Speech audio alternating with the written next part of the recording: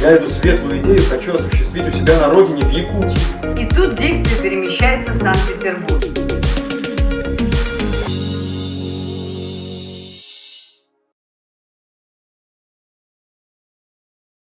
Меня зовут Владислав Левочкин, и я люблю литературу так же, как любите ее вы. Мы продолжаем наши мастер-классы в рамках школы драматургов Арктики. И наша школа, вы знаете, это новый медийный проект. Она посвящена памяти якутского писателя, драматурга, лауреата Большой литературной премии Василия Егоровича Харсхала. И мы благодарны нашим партнерам, фонду президентских грантов, фонду тотального диктанта и музейному комплексу «Россия. Моя история» за возможность проведения съемок. Мы приглашаем всех желающих принять участие в наших мастер-классах и послушать наших коллег, наших друзей и маститых уже и начинающих авторов. И сегодня у нас в гостях наш земляк, только что приехавший из Москвы, наш писатель, драматург, журналист, поэт, лауреат многих литературных премий и Большой литературной премии Союза писателей России Владимир Николаевич Федоров. Традиционно мы начинаем нашу встречу с погружения в текст нашего автора. И сейчас мы засмотрим читку, которая состоялась на ледоколе «Красин», который на приколе на реке Нева, в исполнении артистов петербургских театров в постановке Ксении Никитиной. Вашему вниманию отрывок из пьесы «Созвездие Марии».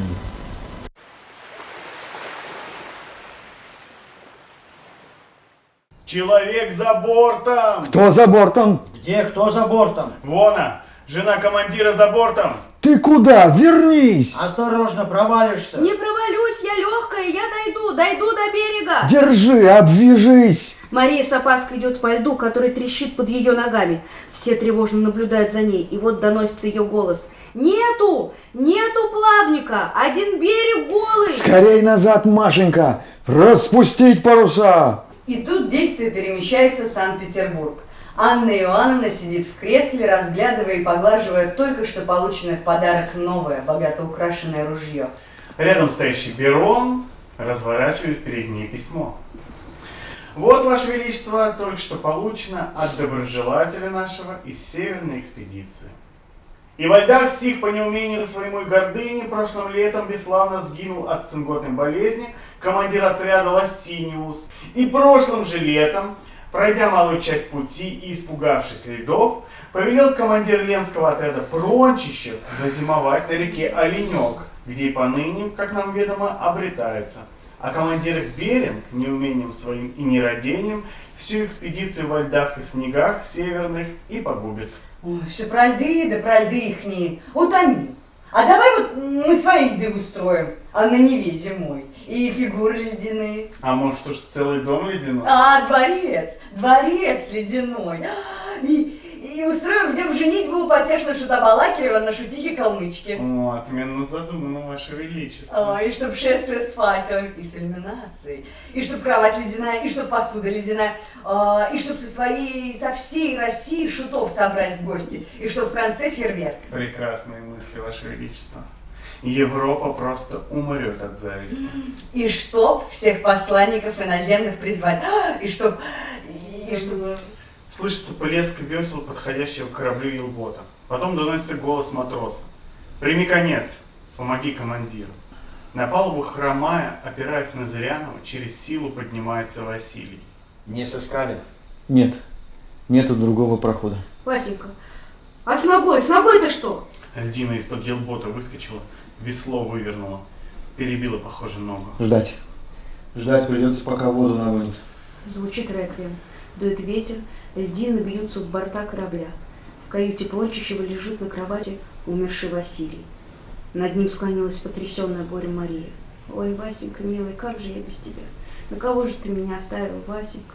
Перебивая Марию, звучит голос Берона, читающего очередной пасквиль.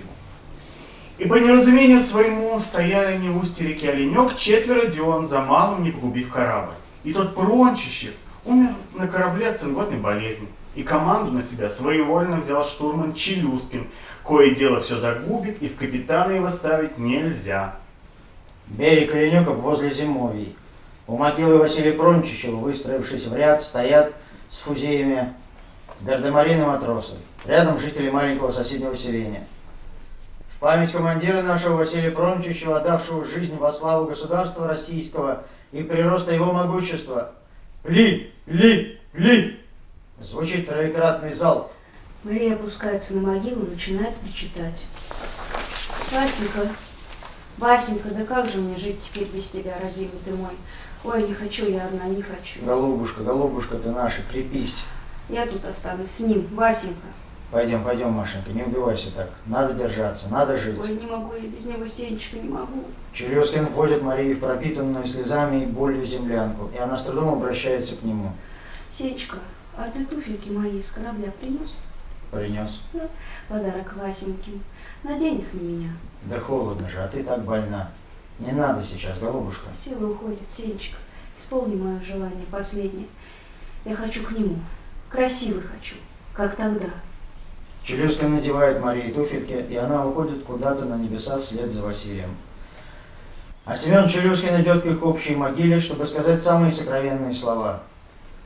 Спите спокойно. Пусть сия земля студеная будет вам пухом. Василий, прости меня, Василий, но теперь уже можно. Василий, я любил жену твою. Мария, ты слышишь? Мария, я любил тебя, более всего на свете любил, и не будет мне радости без тебя нигде и ни в кои годы. Но я клянусь вам обоим, что дойду. Из последних сил доползу до мыса самого северного, что сгубил вас. И нареку мыс сей именем твоим, Мария, Машенька, клянусь. Ночная заснеженная тундра. Вверху горят созвездия Большой и Малый Медведец. Светит полярная звезда. В полной тишине слышится леденящий душу волчий вой. В темноте вспыхивают зеленые огоньки волчьих глаз. Вспышка огня, грохот выстрела, визг раненого зверя. У маленького тусклого костерка едва различимо сидят Челюскин, Зырянов и Зверев. Идти надо. Андрей, твой черед бревно нести. Исполним долг наш перед Петром Великим и перед императрицей Анной Иоанновной. Начинает звучать веселая музыка. Из питерских далей возникает расцвеченный огнями ледяной дворец, наполненный шутами и царедворцами, справляющими свадьбу шута Балакирева. Шуты кривляются и дурачатся как могут. Придворные стараются от них не отставать, чтобы не вызвать гнева царицы. Вспыхивает фейерверк, стреляет шампанское. Всеобщее веселье плещется через край. Счастливая Анна Иоанновна хлопает в ладоши, стоя рядом с Бероном. И вновь далекая заснеженная тундра. Изможденные путники тяжело поднимаются. Челюскин берет на плечо треногу с квадрантным. Зырянов бревно, которое нужно для знака репера на мысу. Зверев тянет мерную цепь. Челюскин снова идет впереди, за ним тащит цепь Зверев, поддерживая Зырянова с завязанными глазами. Матросы постепенно отстают от Челюскина. Он останавливается, ставит столб в сугроб, берет мерную цепь, покачивается, но упрямо идет вперед, утягивая цепь за собой. И вдруг резко ускоряет шаг. Сначала шепчет что-то про себя, а потом начинает говорить все громче и громче. Неужели берег Енисея поворачивает? Не может быть. И впрямь поворачивает. Дошли! Дошел! Скорее сюда! Дошли! Но тут опять начинают звучать слова доноса, которые читает Берон в Санкт-Петербурге. А тот Семен Челюскин до мыса самого северного не дошел, понеже человеку нет никакой возможности туда дойти. И описание мыса измыслил, и координаты его измыслил. Посему, дабы обманщика не увековечить, имя Челюскина тому мысу не давать, а тем паче нарушительницы устава корабельного Прончищевой, радея о сем, яко верный слуга Отечества и престола. Не верьте ему. Не верь, Мария. Ты слышишь, Мария? Я дошел. Откуда-то доносится голос Марии. Я слышу, Сенечка, я слышу. Челюскин и его спутники замирают в ожидании чуда, и чудо происходит. Появляется Мария и благодарно обнимает и целует сначала Семена, а потом матросов, в том числе и Зверева.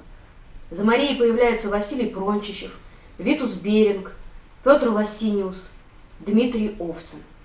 Все они благодарят Челюскина, радуются общей встрече. А затем вдруг появляется сам Петр I, довольный своими питомцами.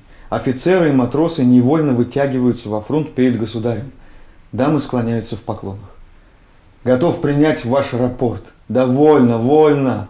Ведомо мне. Все ведомо, какие лишения и муки вы испытали, какую погибель приняли, верша пользу Отечеству.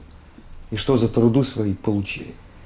Но пройдет время, и засияют имена ваши на картах империи российской и мира целого с самыми высшими наградами. И память о вас будет жить вечно в народе российском. А ну подать всем по чарке рома государева. Виват вам, голубчики! Виват!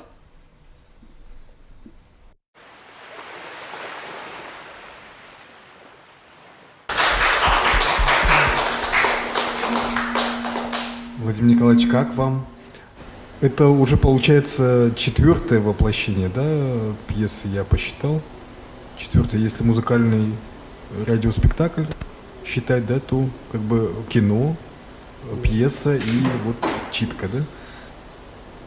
Ну, для меня, я бы сказал, что вообще эта пьеса, она как-то прошла через всю мою жизнь и продолжает по ней идти.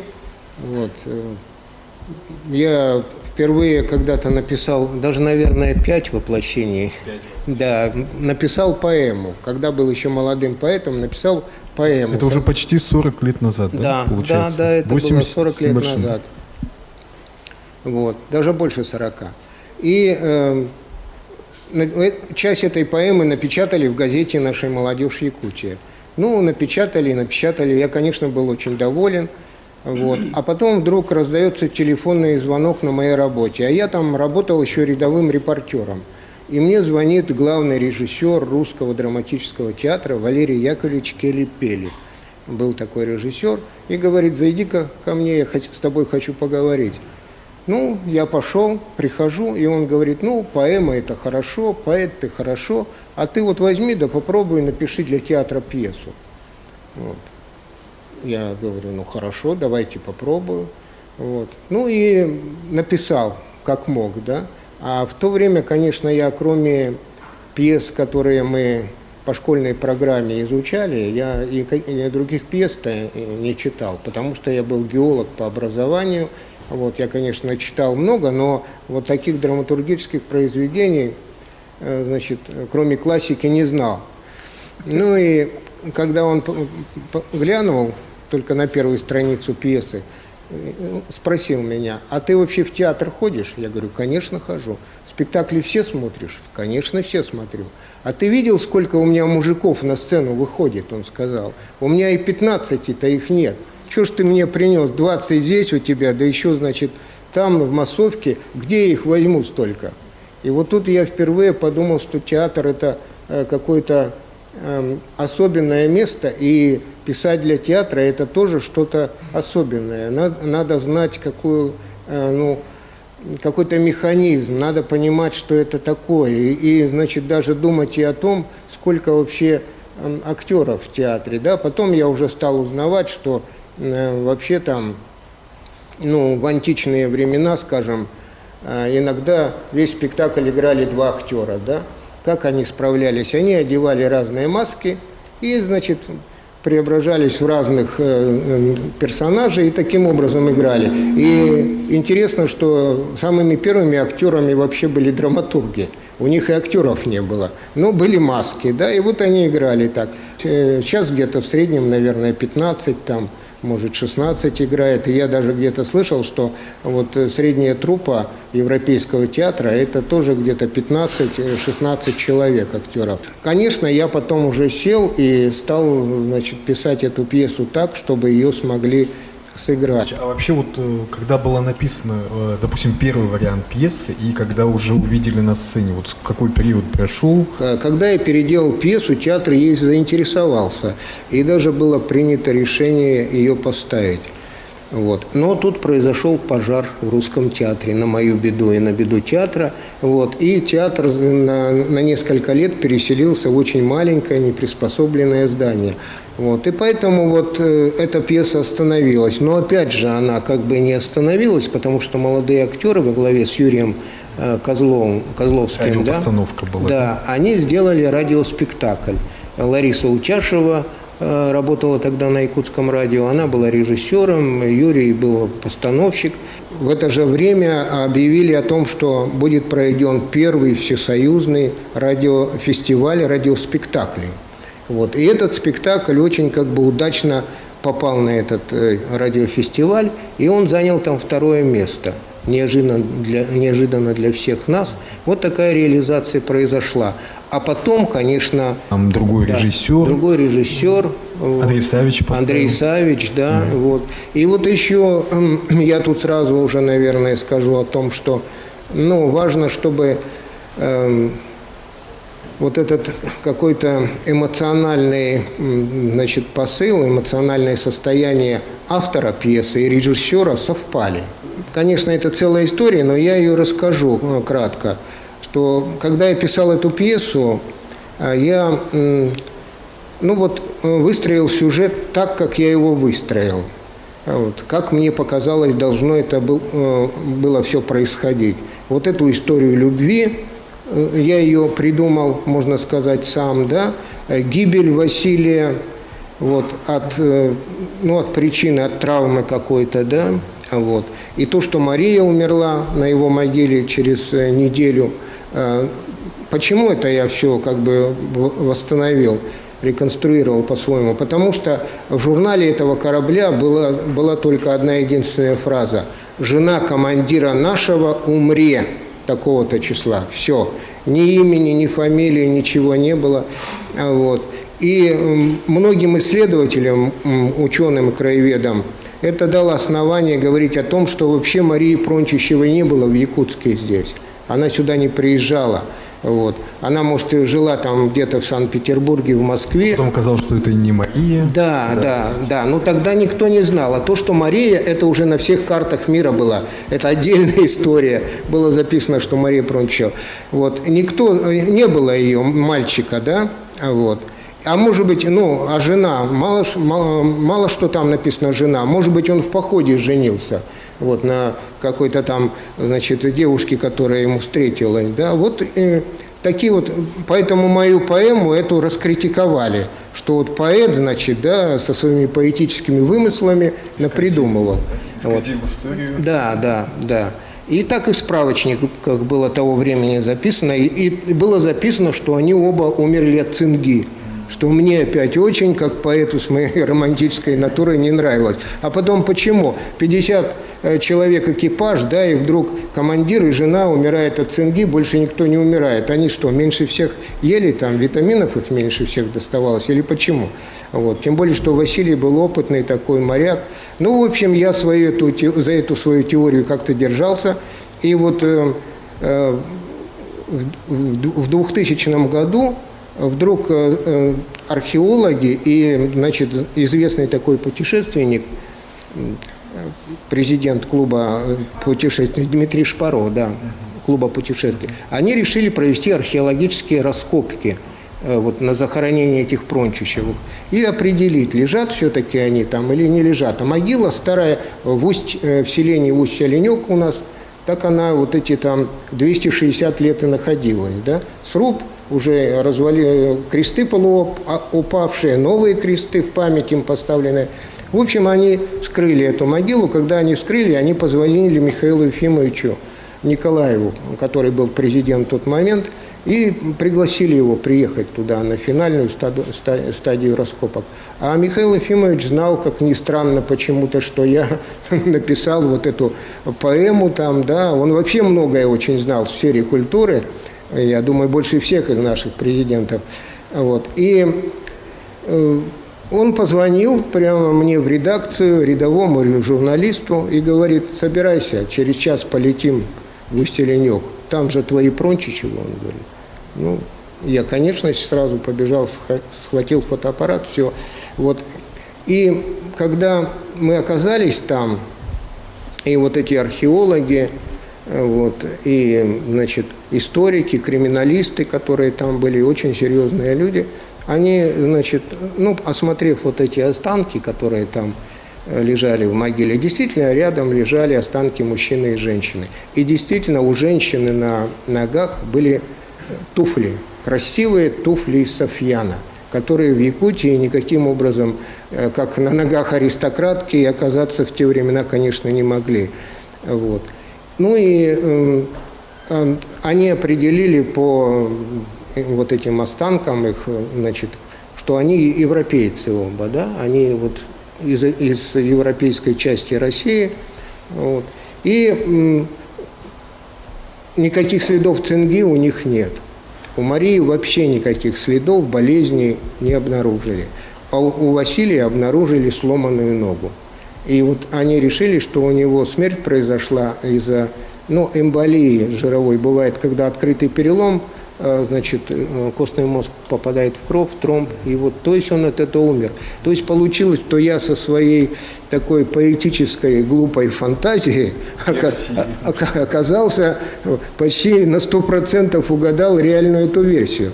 Я это еще почему рассказываю? Потому что вот когда человек пишет любое произведение писателя, особенно если он пишет для театра, то он, конечно, должен очень ярко и явственно представлять своих героев. Он их должен видеть, он должен видеть, как они передвигаются, как они говорят. Вот. И, то есть автор, он должен в какой-то мере быть и актером, вот, и в какой-то мере режиссером должен быть, да? Вот, потому что он должен их представить на сцене. Вот. И только когда вот это происходит, получается, по-настоящему такое произведение, где эти герои живые. Вот. И вот мне иногда, когда я писал пьесы, мне иногда снилось, что я играю на сцене театра и играю этих персонажей. А почему, я потом подумал? Потому что, в принципе, это же ведь только, у автора получается свои возможности ментальные, да? Я же все равно ментально проигрываю, а актер проигрывает с помощью пластики своего тела, да? Режиссер с помощью своих каких-то идей все это, значит, собирает вместе и концентрирует. И поэтому вот это, наверное, с одной стороны знание театра, с другой стороны возможность это увидеть, это, наверное, плюсом является для драматургов. И вот не зря тут, значит, я как-то подумал, что наиболее многие такие успешные драматурги, да, значит, великие, тут же Шекспир взять, там, да, Шекспира, там, Мольера, там, Островского, Брехта, они все под старость были директорами театров. Или не под старость, а во времена своего расцвета. Они почти все играли или в любительских хотя бы театрах играли, да, вот.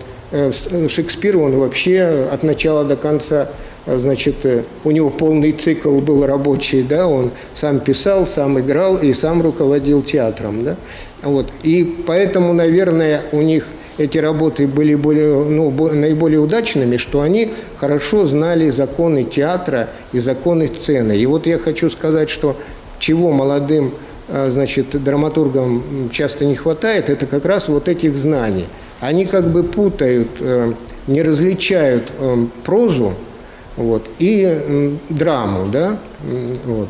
А это на самом деле совершенно разные жанры. Если, допустим, проза или даже лирическое стихотворение, это произведения самодостаточные. Вот. Поэт может даже и не записывать свое стихотворение, а выйти, прочитать его, да, и вот уже реализация происходит. Роман, значит, написанный, человек взял его, прочитал. Вот. А чтобы, значит, появился спектакль, нужен целый такой процесс. И получается, что вот драматургия, она стоит как искусство, или как, даже ее трудно назвать именно литературным жанром, потому что с одной стороны у нее стоит литература, с другой стороны стоит театр.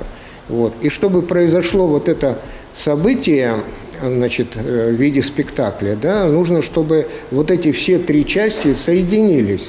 Вот. То есть драматург, он пишет, значит, по своим законам, да, по писательским законам. У него там, значит, события, сюжет, значит, он их выстраивает как текст. Вот. Режиссер должен уже превратить это в какое-то свое видение, да, концепцию этого спектакля. Владимир Николаевич, давайте тогда вот перейдем к теме мастер-класса. Как раз об этом вы хотели поговорить, а вы уже перешли. Я уже и перешел. Не буду тогда прерывать. Я уже об этом и говорю, да. Это особенности драматургии как литературного жанра. Да. Вот. А актер потом должен это сыграть. Вот. И поэтому иногда вот драматурги так в шутку говорят, что ты пишешь одно, режиссер ставит другое, а зритель видит третье, да? Потому что действительно происходит вот так, да? Это как бы идея должна пройти вот через эти три ступеньки. Ну, а сложность здесь еще заключается в чем? Что драма это, ну или пьеса, это очень ограниченный объем. Очень небольшая для писателя площадь. То есть там 50-60 страниц, там, да, вот, это уже 2 часа, значит, спектакля, да, вот. И поэтому вот на этой в этом маленьком объеме вместить все очень сложно. Вот. Кроме того, значит, автора же нет на спектакле, вот. На спектакле есть только актеры, да, и режиссерское какое-то видение. Вот. А то, что автор пишет ремарки там, да, зрители же их не слышат. Что я там написал, допустим, там Сидоров бежал, значит, в комнату, да, а режиссер прочитал и думает, нет, Сидоров войдет, не вбежит, а войдет медленно в комнату. И на сцене так и происходит, допустим, да. Вот. Поэтому драматургу, начинающему, надо быть готовым к тому, что он на сцене увидит, возможно, нечто совсем иное, вот, что написал он. Потому что режиссер решит, что это надо сделать так, а актер еще решит, что это надо вот так сыграть. Вот. Но вот этот, как бы, вот этот ограниченные объемы, ограниченные возможности, урезанные возможности автора как драматурга, они, с другой стороны, дают пьесе большие, довольно широкие возможности. Я вот помню, что это, наверное, классический такой пример, что Лев Толстой всю жизнь не любил Шекспира, даже ненавидел его. Он говорил, что его вообще это все банальщина, это примитив там, да.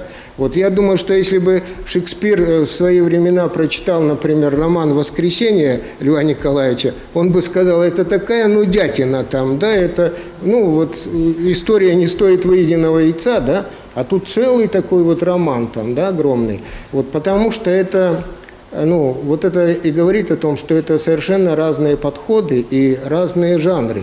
Но с другой стороны, вот эта ситуация с пьесой, что она вот такая сжатая, да, что в ней много не прописано, это дает ей многовариантность.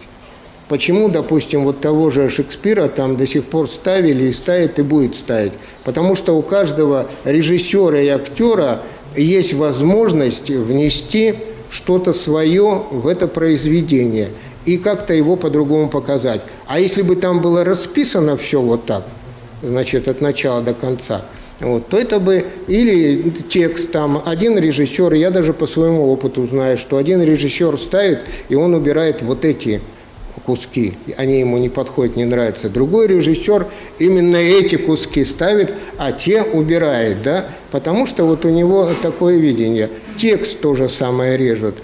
Я где-то даже прочитал такой совет драматургам: если хочешь, чтобы твой текст меньше резали или не резали вообще, пиши пьесы в стихах. Их очень трудно режиссерам резать, потому что там будут нестыковки, там ритмические и все остальные, такая форма защиты, да, вот. Поэтому вот здесь есть свои особенности. Ну и потом, конечно, в пьесе, главное в пьесе – это конфликт, да. Вот. И вот опять, если уж мы возвратимся, что у нас школа арктических драматургов, да, вот, тут надо тоже понимать, вот бывает, что молодые там авторы, они думают, что вот, ну, если действие происходит где-то, скажем, в Арктике, да, вот там пурга, метель, там, значит, что-то еще, и идет он, замерзает там, вот вам уже конфликт между природой и человеком. Но такого рода конфликтов не бывает, да? Вот. Конфликты все в спектаклях носят все равно социальный или очеловеченный характер. И если вы хотите, чтобы он воевал, допустим, с пургой, то пургу надо как-то, значит, или мистически мистифицировать, или ее как-то очеловечить. Вот тогда зрителю в зале будет понятно.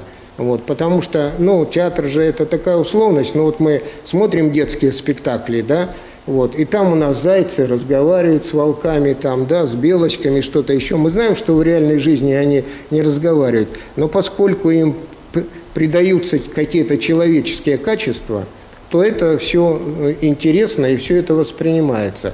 И вот в этом тоже особенность драматургии. И еще и в том, что эти конфликты, которые в пьесе, значит, происходят, они как бы должны вытекать один из другого и зацепляться друг за друга, да? Вот. Это опять же потому, что очень сжатое пространство и потому, что это сцена и театр. Вот. Если вот сказать о третьей надо составляющей, да? Третья составляющая – это зритель.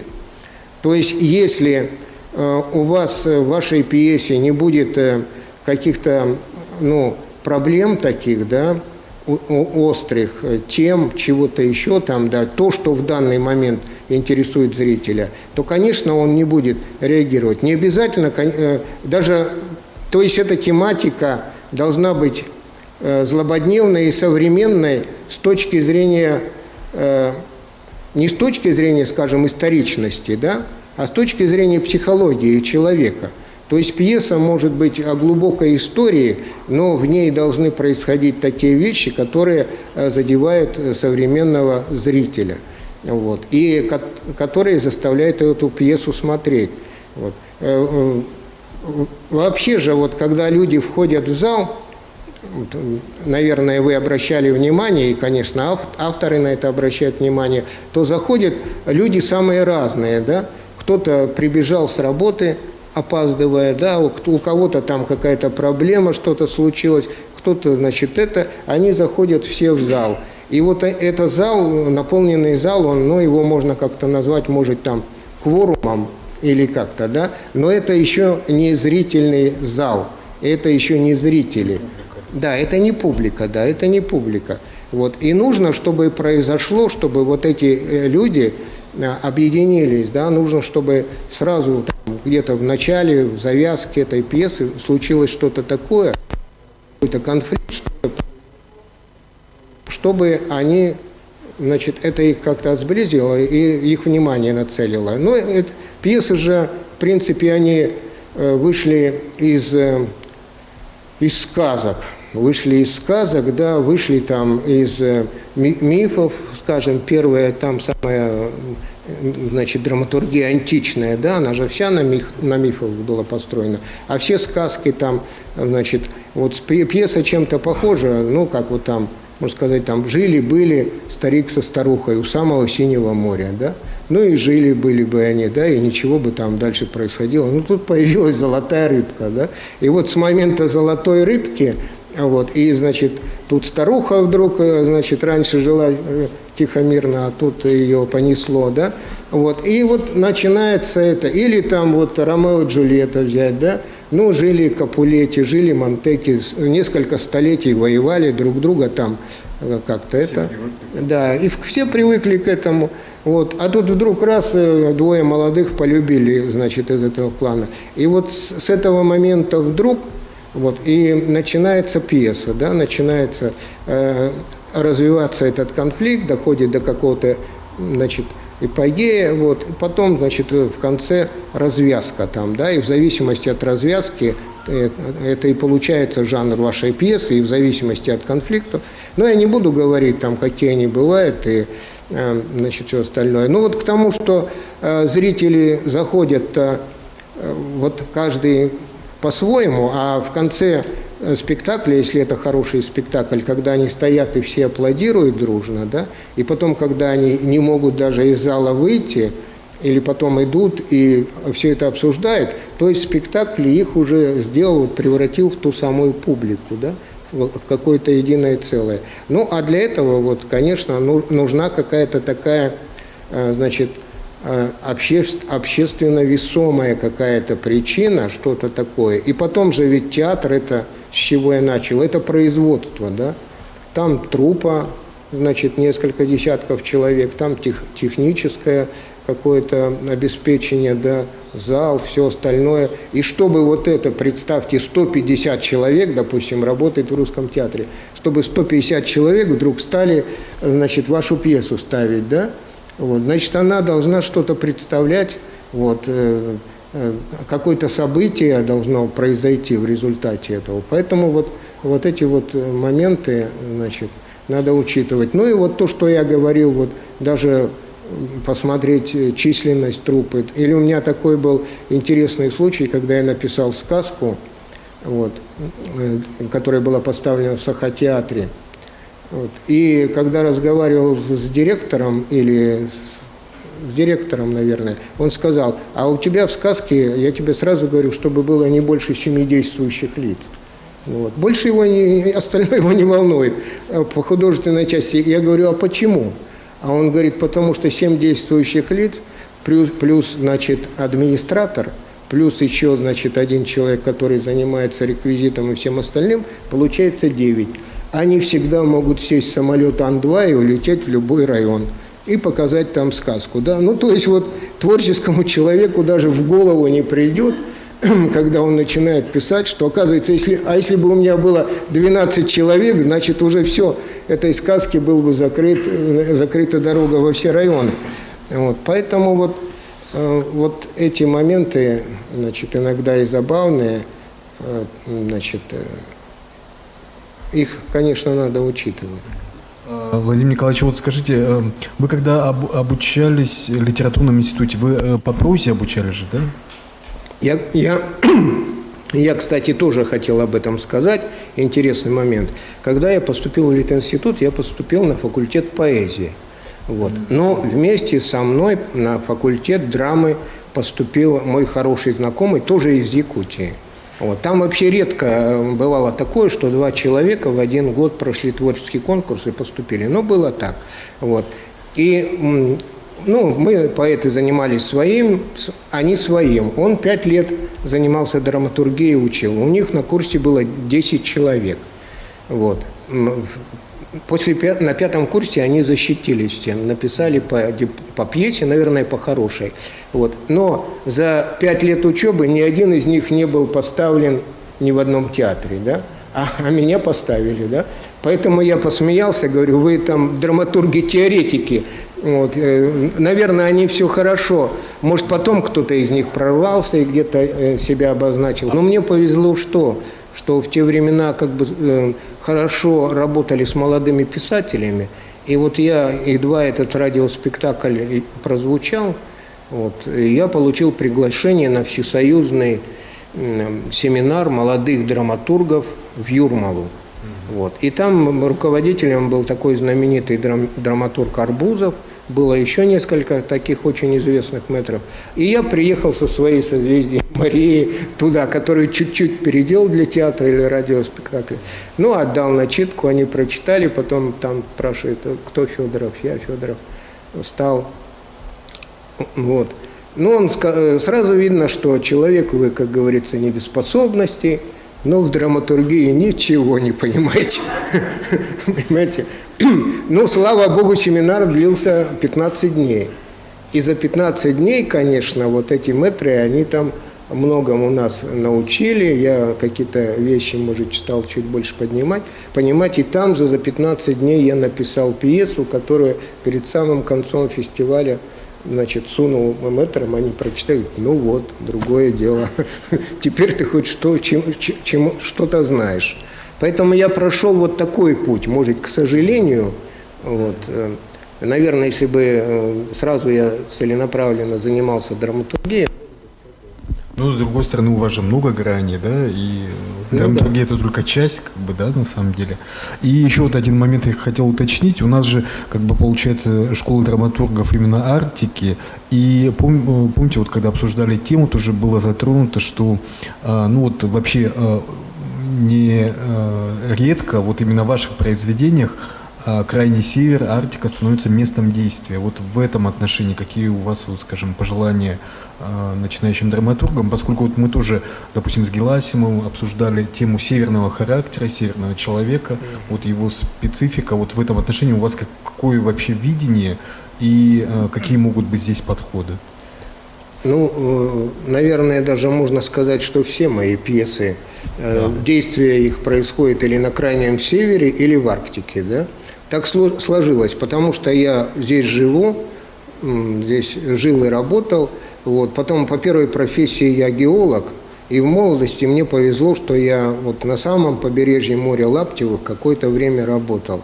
Там, где как раз потом появились мои герои Прончичевы, литературные, да? Вот. И, конечно, прежде всего, надо знать, о чем ты пишешь. И если, значит, человек занимается этой темой Арктики, хочет написать, а в принципе эта тема очень благодатная. Там огромное количество героев. Почему, может быть, вот меня сразу зацепили так Прончичевы, да? Потому что, когда я прочитал, узнал о них первый раз, вот как где-то небольшую статью прочитал, я просто не мог пройти мимо этой истории, да, и вот я тогда как поэт сочинил эту поэму там, да. Вот, и таких имен очень много. Очень много именно, поскольку все это происходило в таких сложных условиях, то очень много драматических ситуаций, именно которые вот просятся в драму, на сцену, да. Вот, ну, многие как раз вот какие-то открытия в Арктике или арктические подвиги, они были с территории Якутии совершены. Так же вот как Великая Северная экспедиция, о которой, значит, сегодня говорилось. Ну, например, вот Георгий Седов, да, когда он, скажем, пошел там к Северному полюсу, то есть человек решил дойти до Северного полюса, он понимал, что в то время у него просто не хватит сил и возможностей, никакой же техники не было. Он взял с собой столько продуктов, чтобы дойти только туда, понимаете? Чтобы дойти и вот отметить этот Северный полюс, а назад уже все, понимаете? И вот таких примеров самоотверженности очень много, но при этом еще и очень много отношения ненадлежащего к этому, да? Вот. И потом ведь пока мы жили в нашем, значит, социалистическом обществе, мы как-то вот историю, которая произошла до Октябрьской революции, мы ее не воспринимали. Вот у меня одна из причин моей мотивации была, мне хотелось просто рассказать правду. Или эта история приукрашивалась. Ну, например, если там вхождение Якутии в Россию, то, значит, встретились сразу, давай обниматься и целоваться, да, ничего, значит, никаких конфликтов нет там, да, вот. Или священники, допустим, в советской литературе только священник мог появиться только как отрицательный герой. А уж вот как, допустим, путь святителя, чтобы он главной фигурой был и вокруг него светил, это просто не... И, конечно, когда я вот об этом узнавал, то мне хотелось просто восстановить какую-то справедливость человеческую. И благо, что вот этот материал, он позволяет. Но надо, конечно, знать. Надо знать детали, так, чтобы какие-то не писать, значит, вещи. В свое время в журнале «Охота» была такая рубрика, которую подарила им московская журналистка. А рубрика называлась «Голубой писец на елке». А она просто написала: вот иду я по лесу, где-то там, значит, на одной там елке сидит белка, а на другой сидит голубой писец, да? Ну мы все знаем, что они живут в тундре, да? И в Якутии это может вызвать только смех. Или там какой-то фильм, который начинается с соловьиной трели, да? фильм о Новосибирске, о Сибири. Герой выходит на крыльцо, и там громко поет соловей. Но соловьев в Сибири вообще никогда не было. То есть вот... Ну... Слышал Новосибирск. Да? Да. Ну, наверное, появились после этого фильма. Да, наверное, соловьи не могли не прилететь. У меня там бабушка живет. Да, потому что тогда весь Новосибирск смеялся в те времена. Ну, сейчас-то у нас климат теплеет. Возможно, скоро и в Якутии соловьи появятся. Особенно, если почаще о них писать. Вот. Ну, я к тому, что надо знать, о чем ты пишешь. Потому что история Арктики, она не такая уж популярная. Вот она сейчас становится более открытой, более известной. Вот ты сказал о том, что, значит, Мария оказалась Татьяной, да? Действительно, вот эта моя героиня до 1989 года весь мир ее знал как Марию Прончищеву. А в 1989 году, значит, один студент МГУ, историк будущий, в архиве нашел документ, из которого выяснилось, что ее звали Татьяна, и в девичестве она была Кондырева, да, вот. А на всех картах мира Мария. А почему опять Мария? Потому что первый человек, который в честь нее назвал мыс, он написал М. Прончищевой. Он имел в виду мыс. А потом, когда карту перерисовывали, другой догадливый картограф решил, что, М кто может быть? Мария. И он написал Мария Прончищева, бухта Марии Прончищевой, значит, мыс Марии Прончищевой. И на всех картах мира... Сила опечатки, да? Да, да. А потом, кстати, пытались исправить, когда узнали, что она Татьяна. Ну ладно, мы еще на своих российских картах исправим. А что, все глобусы мира будут переделывать, да? Это так же, как история с Америкой. Вот. Открыл Колумб, но Америка Веспуччи в свое время хорошо прозвучал как-то, и континент стал Америкой. Да? Вот. Поэтому вот такие вещи, они просто не очень известны. Да? И, конечно, надо ими интересоваться. А сейчас, благо, многие, значит, документы оцифровываются, они есть в разных библиотеках. Вот. Довольно многое можно узнать, прочитать. Вот это бы я посоветовал сделать. Но что касается характера, конечно, разница есть. Конечно, опять же, надо знать северный характер. Например, вот для меня было интересно, что, скажем, у венов такой обычай существовал, что у них, когда они, допустим, решали перекочевывать на другое пастбище или не перекочевывать, в этом совещании, там, внутрисемейном, участвовали все, включая всех детей, которые могли говорить. Если он уже умел разговаривать, он мог сказать: нет, лучше туда не ехать, да? И никто ему не говорил: шел бы ты подальше, значит, там, да, со своими советами, или молчи там, вот. Нет, это все выслушивалось, вот. А другая какая-то, и этика другая, северная, да? Северные люди, может быть, их сложнее, скажем, вывести из себя, вот, значит, но зато потом и сложнее помирить.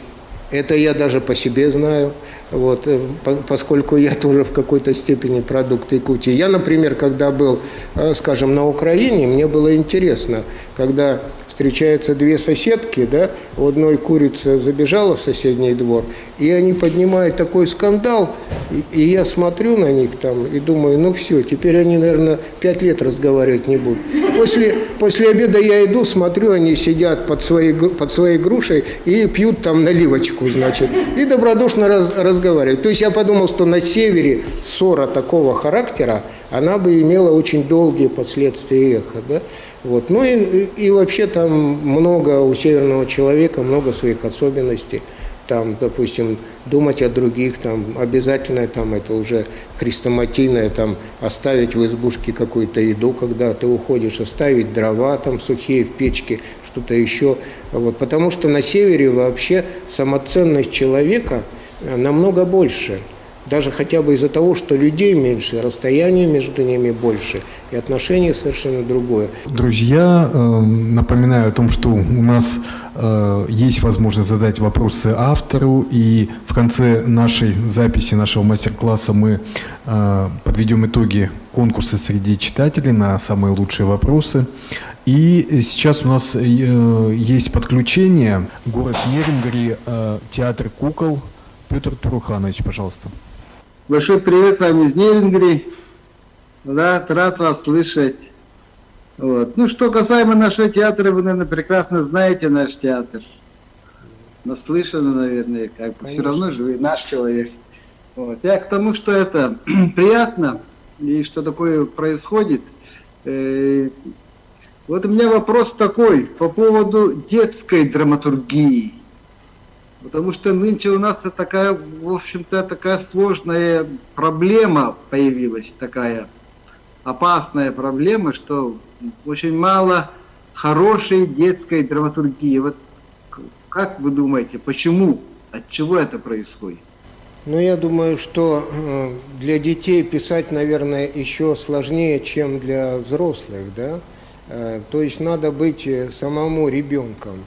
Мне кажется, что иногда бывает такая ошибка, что ну, человек сам по себе такой взрослый писатель, вот, с таким взрослым видением, он думает, а вот напишу-ка я что-нибудь для детей, да?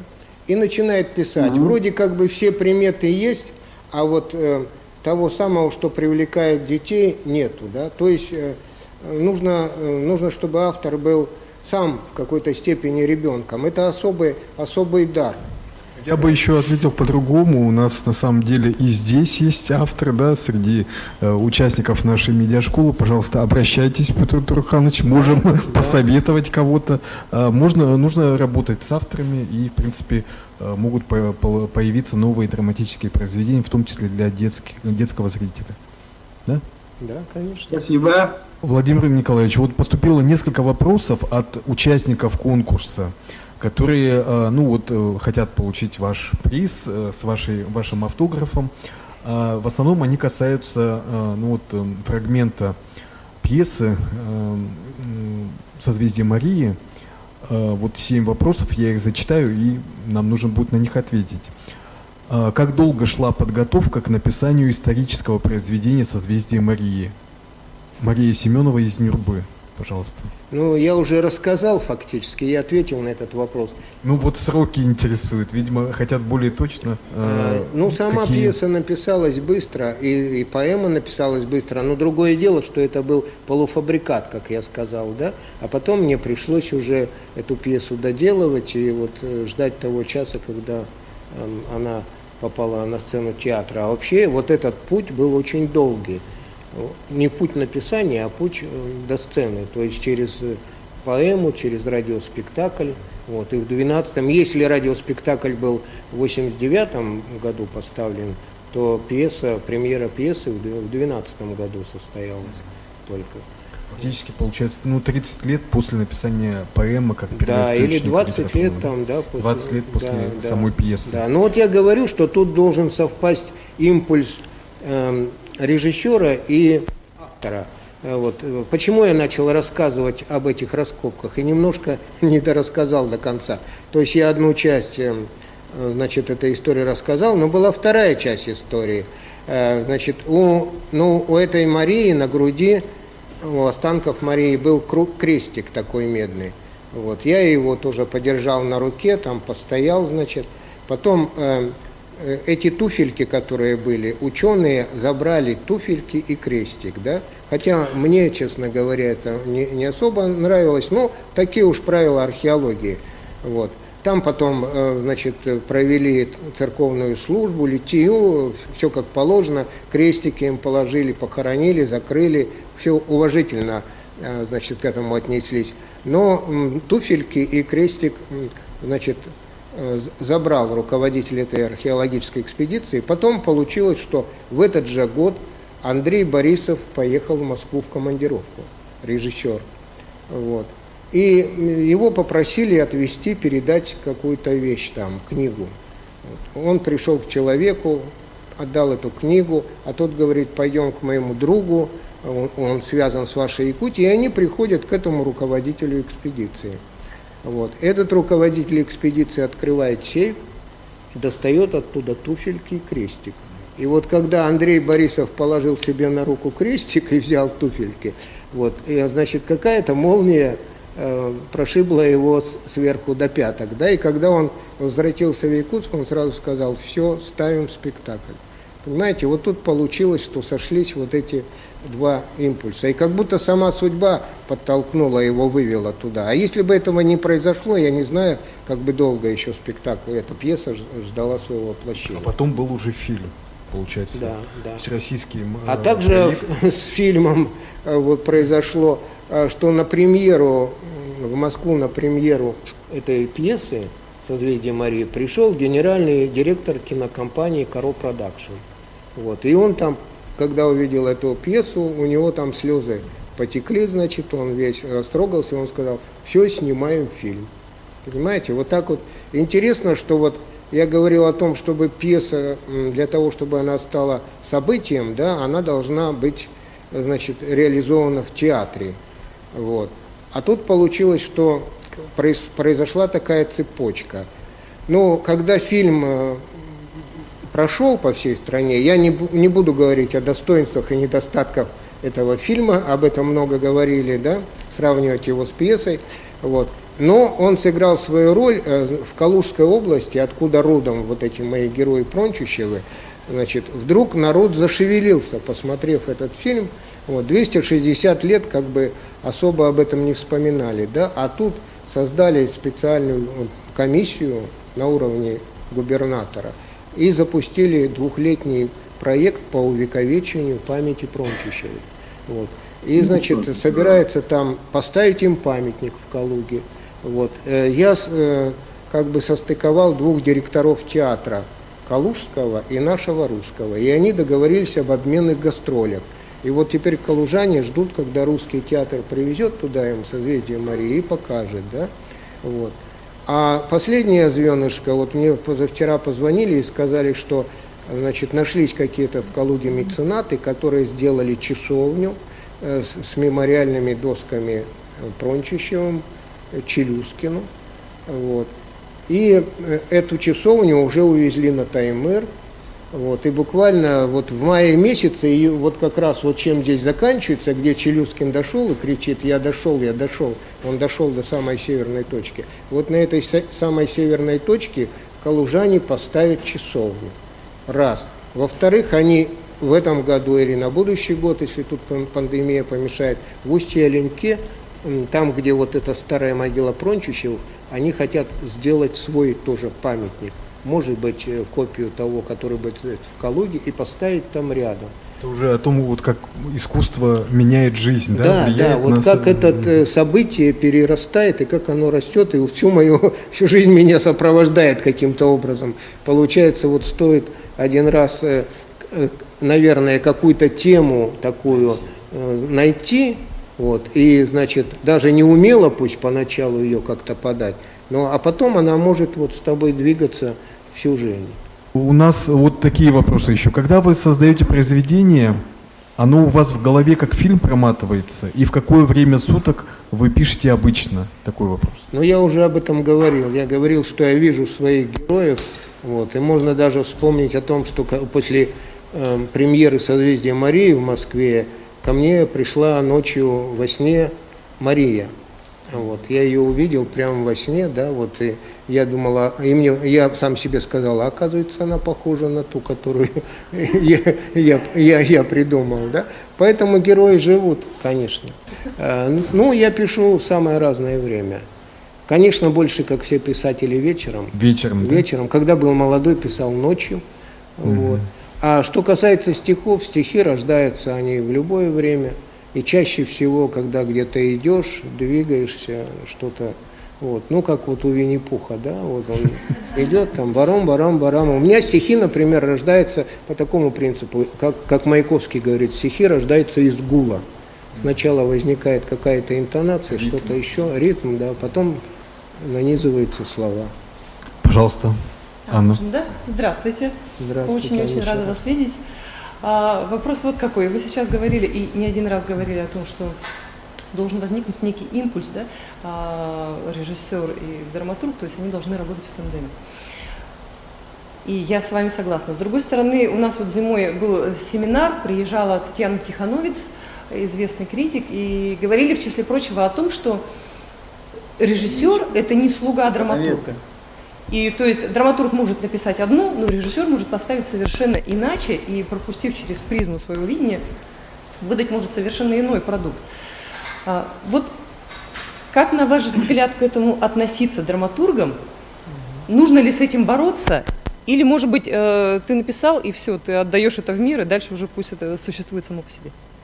Дело в том, что когда-то было так в счастливые времена Шекспира, да, вот когда режиссеров, вообще первые 300 лет театр умудрялся жить без режиссеров, да, вот. Может быть, потому что вот как раз руководители театра сами были драматурги, там, и самые первые, я сказал, что драматурги вообще сами играли, золотые были времена, как хотели, так и играли, да, вот. Сегодня, мне кажется, что мы живем в диктатуре режиссерской, да, вот. И если даже говорить, вот я это упустил, там, может, такие подробности, ну вот авторских ремарок, да, в пьесе.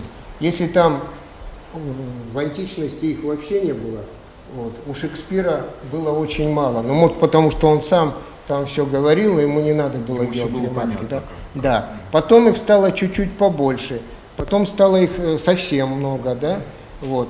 Но сейчас как бы есть два диаметрально таких противоположных мнения. Одни говорят, ремарки автора надо обязательно уважать, надо к ним прислушиваться. Другие режиссеры говорят, они вообще не нужны. У меня вот был такой случай, я когда, значит, одну свою пьесу отдал, и режиссер, потом мне сказали, когда он отдал на перепечатку, значит, для себя и для труппы, он сказал, когда будете перепечатывать, все ремарки выбросите. Почему? Потому что режиссер считает, что автор ему диктует, да? А он же должен проявить свою индивидуальность. Я говорю, если вы напишете, что человек зашел в комнату, то режиссер, он обязательно забежит, или заползет, или что-то еще, а иначе скажут, ну это автор написал. И потом однажды один режиссер мне сделал такой укор. Он сказал, ну ты не только написал эту пьесу, ты ее поставил. Зачем она мне нужна? Вот, то есть вот ремарками как бы все это выстроено, да, ну и как бы я лишаю его вот, возможности проявить свою индивидуальность. Владимир Николаевич, а вот было такое вот неприятие вот постановки, допустим, режиссера, вот, скажем, у вас же уже 10, да, пьес было поставлено? Ну да, даже больше. Больше, да? Ну, иногда с некоторыми деталями, значит, конечно, я не соглашался. Иногда мне казалось, что режиссер что-то сделал не так, да. Однажды, я помню, Андрей Савич Борисов произнес замечательную фразу, когда я там на репетиции сидел и бурчал что-то. Он сказал, то ли дело работать с мертвыми драматургами. Вот. И я думаю, для режиссеров это вообще счастье, да? Взять Шекспира, допустим, и сделать с ним то, что ты хочешь. И Шекспир не возразит, и у него даже наследников уже нет, которые бы... Вот. Но мне кажется, Аня, что, конечно, вот я тоже в шутку говорю, что профессия драматурга, ну, как писателя, самая стрессовая, да? Вот, потому что ты никогда не знаешь, что ты увидишь. Вот я, например, сегодня тоже сижу и волнуюсь. Я, конечно, знаю, что там прекрасная труппа, замечательный режиссер, но я не видел ни одной репетиции. Завтра я приду сразу на премьеру. Представляете, вот, значит, и, конечно, иногда бывает, что режиссер чем-то увлекается. У меня был такой случай, когда, скажем, режиссер, ну, вдруг натолкнулся на какой-то творческий коллектив, и он ему очень сильно понравился. А он в это время мою пьесу ставит. И он раз финал пьесы переделал, потому что вот он влюбился сейчас вот в это, значит, и вот они этим занимаются, и вот это. Потом через год он мне сказал, кажется, я сделал неправильно.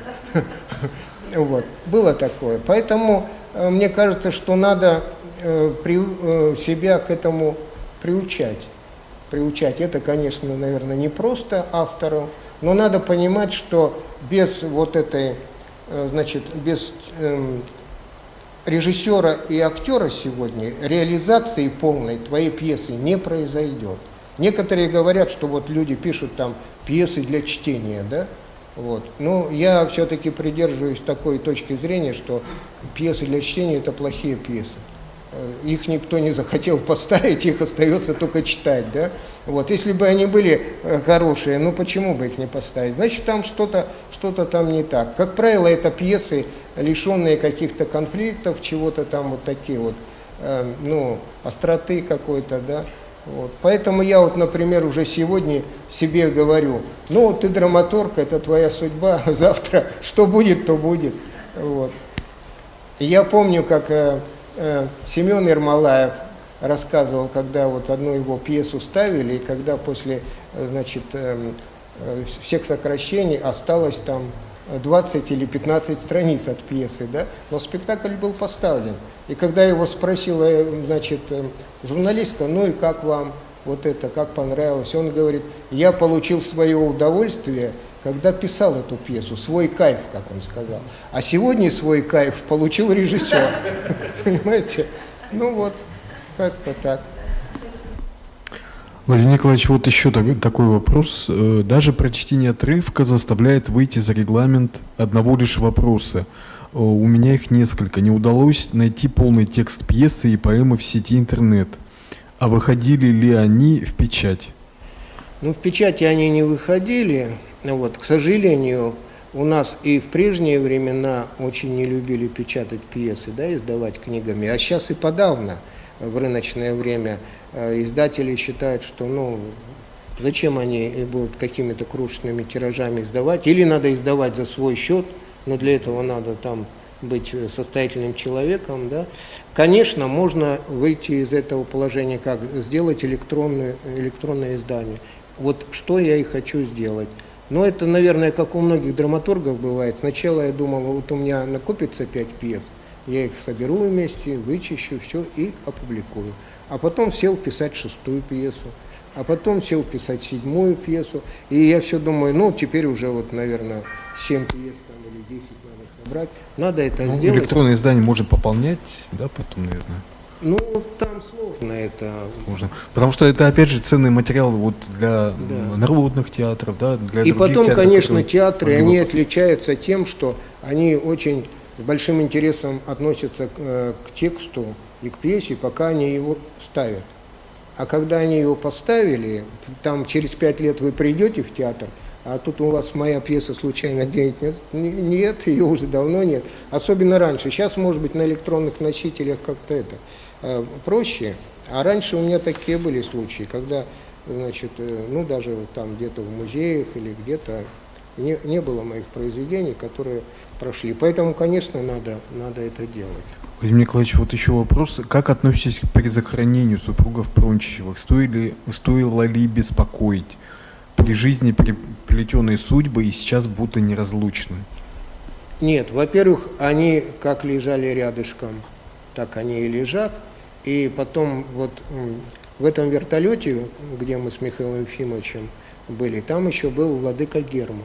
То есть владыка Герман специально туда полетел, и Михаил Ефимович его пригласил, чтобы он отпел там их, да. И вот интересный такой факт, значит, когда, ну, мы прилетели, это Заполярье, значит, конец лета, такой дождь со снегом, очень плохая погода, кое-как там сели, вот, и когда все это останки назад уложили, а они вот рядышком, потому что он умер, потом рядом сделали могилу, ее положили, да, через неделю, вот.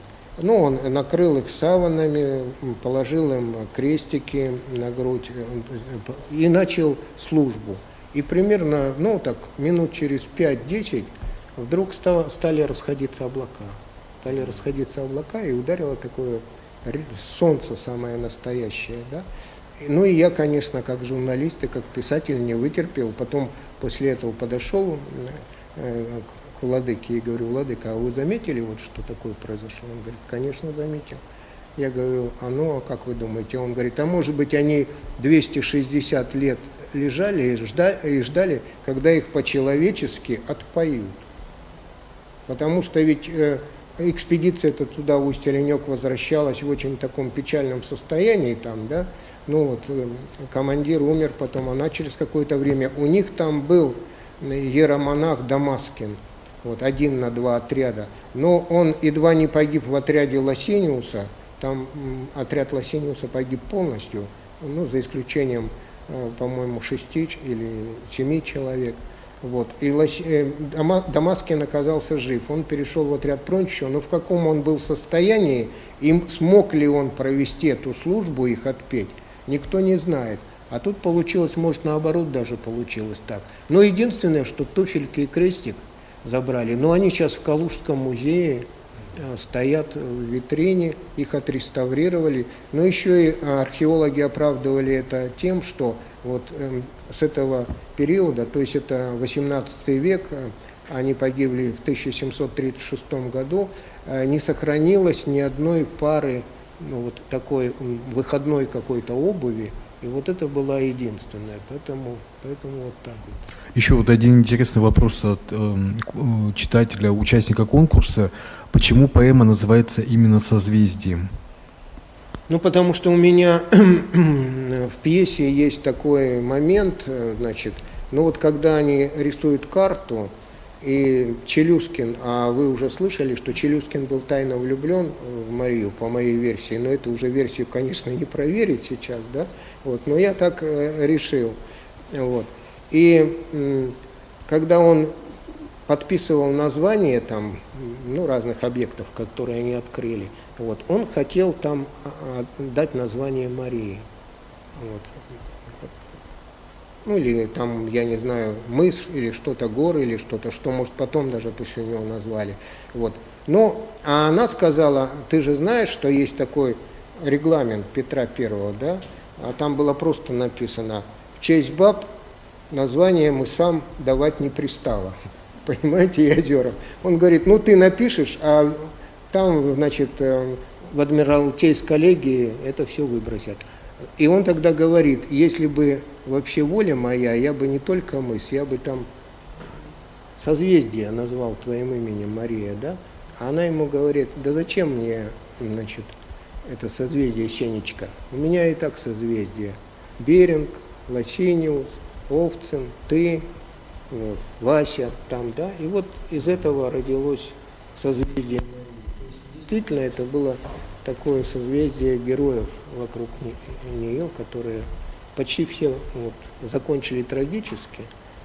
И как раз вот главное это конфликт здесь был в том, что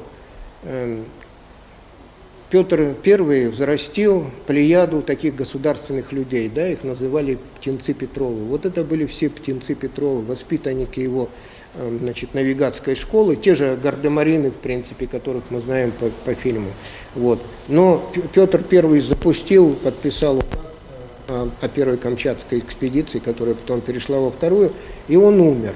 Это осталось как бы его завещание. А пришла, значит, к власти Анна Иоанновна, да, которая, значит, было это вот, здесь вот говорится о том, да, эти, значит, тут во льдах погибали, а они в Санкт-Петербурге себе ледовый, значит, дворец построили, и из шутов со всей России и уродцев собрали, чтобы там, значит, выдать главного шута Анны Иоанновны, женить там на шутихе, там, да, то есть устроили вот такое шоу.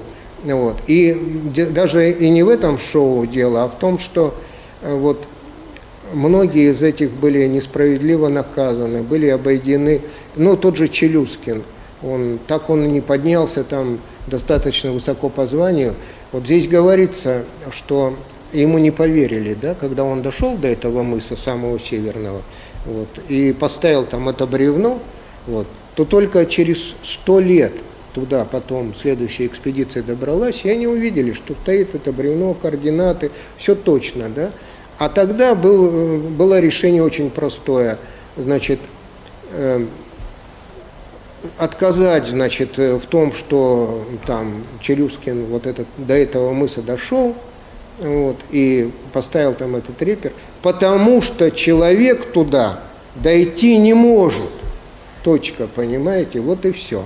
А потом зато вот уже тут через 100 лет руководитель экспедиции, который дошел до этого мыса, он сказал о том, что Челюскин, может быть, потому туда и дошел из всех их, что он был эталоном человека того времени с точки зрения моральной, да. Поэтому вот я и себе позволил такой вариант, что он был влюблен в эту Марию, но никаким образом никогда это не демонстрировал. И только на их могиле об этом сказал. И у нас сейчас будет подключение. Санкт-Петербург, автор нашего проекта и руководитель проекта Мила Кудряшова. Добрый вечер, Якутск. Владимир, рада вас приветствовать в нашей школе. Последний раз мы с вами общались, тогда я была вашим номинантом на национальный бестселлер. И именно тогда вы сказали, что у вас в планах большой литературный проект «Портал». Что изменилось с этого времени? Расскажите, пожалуйста, поподробнее. Год назад был создан этот журнал, вот, и, можно сказать, что он за это время уже как-то стал известен, как-то себя зарекомендовал. Там довольно много авторов из самых разных стран, и России, и мира, и Севера, и из Арктики. В том числе даже есть у меня рубрики там, посвященные коренным малочисленным народам, их литературам, да, литературам Севера. Вот. Это вот такая была большая работа. Ну и, кроме того, конечно, я продолжал какие-то свои писательские проекты. Вот у меня вышел тут небольшой сборник рассказов «Остров Аграфены». Вот. Ну, я продолжил писать эти рассказы. Какое-то количество рассказов написано. Я думаю, что через определенное время он выйдет. Есть 2 пьесы, которые пишутся. Вот. Есть еще много каких-то задумок. Есть продолжение романа «Сезон зверя», который я давным-давно обещаю написать, и все никак не могу его закончить. Вот. То есть есть какие-то проекты, может быть, непосредственной реализации вот в этом году и в прошлом не было, но очень много в работе. Я надеюсь, что скоро они как-то проявятся. Я бы хотела узнать поподробнее все-таки о литературном портале. Кого вы будете размещать? Могут ли там к вам постучаться молодые драматурги, писатели? По какому принципу, концепция? Конечно, могут. Как раз вот этот портал отличается от других, может, потому что я сам частично драматург, да. Первое, что я сделал, я там открыл рубрику, в которой можно печатать пьесы. Вообще пьесы, как вы знаете, издания, даже и в том числе электронные, публикуют очень неохотно. Вот, издатели вообще их не печатают, да. А тут вот я такую возможность предоставил. Вот. Во-вторых, для молодых авторов там специально есть рубрика «Молодые голоса», в которой, значит, публикуется как раз вот такое нынешнее подрастающее поколение писателей. Вот. Поэтому, пожалуйста, пожалуйста, единственное условие, единственный критерий, чтобы это было талантливое произведение. Вот я стараюсь этого придерживаться. Хорошо, спасибо вам огромное.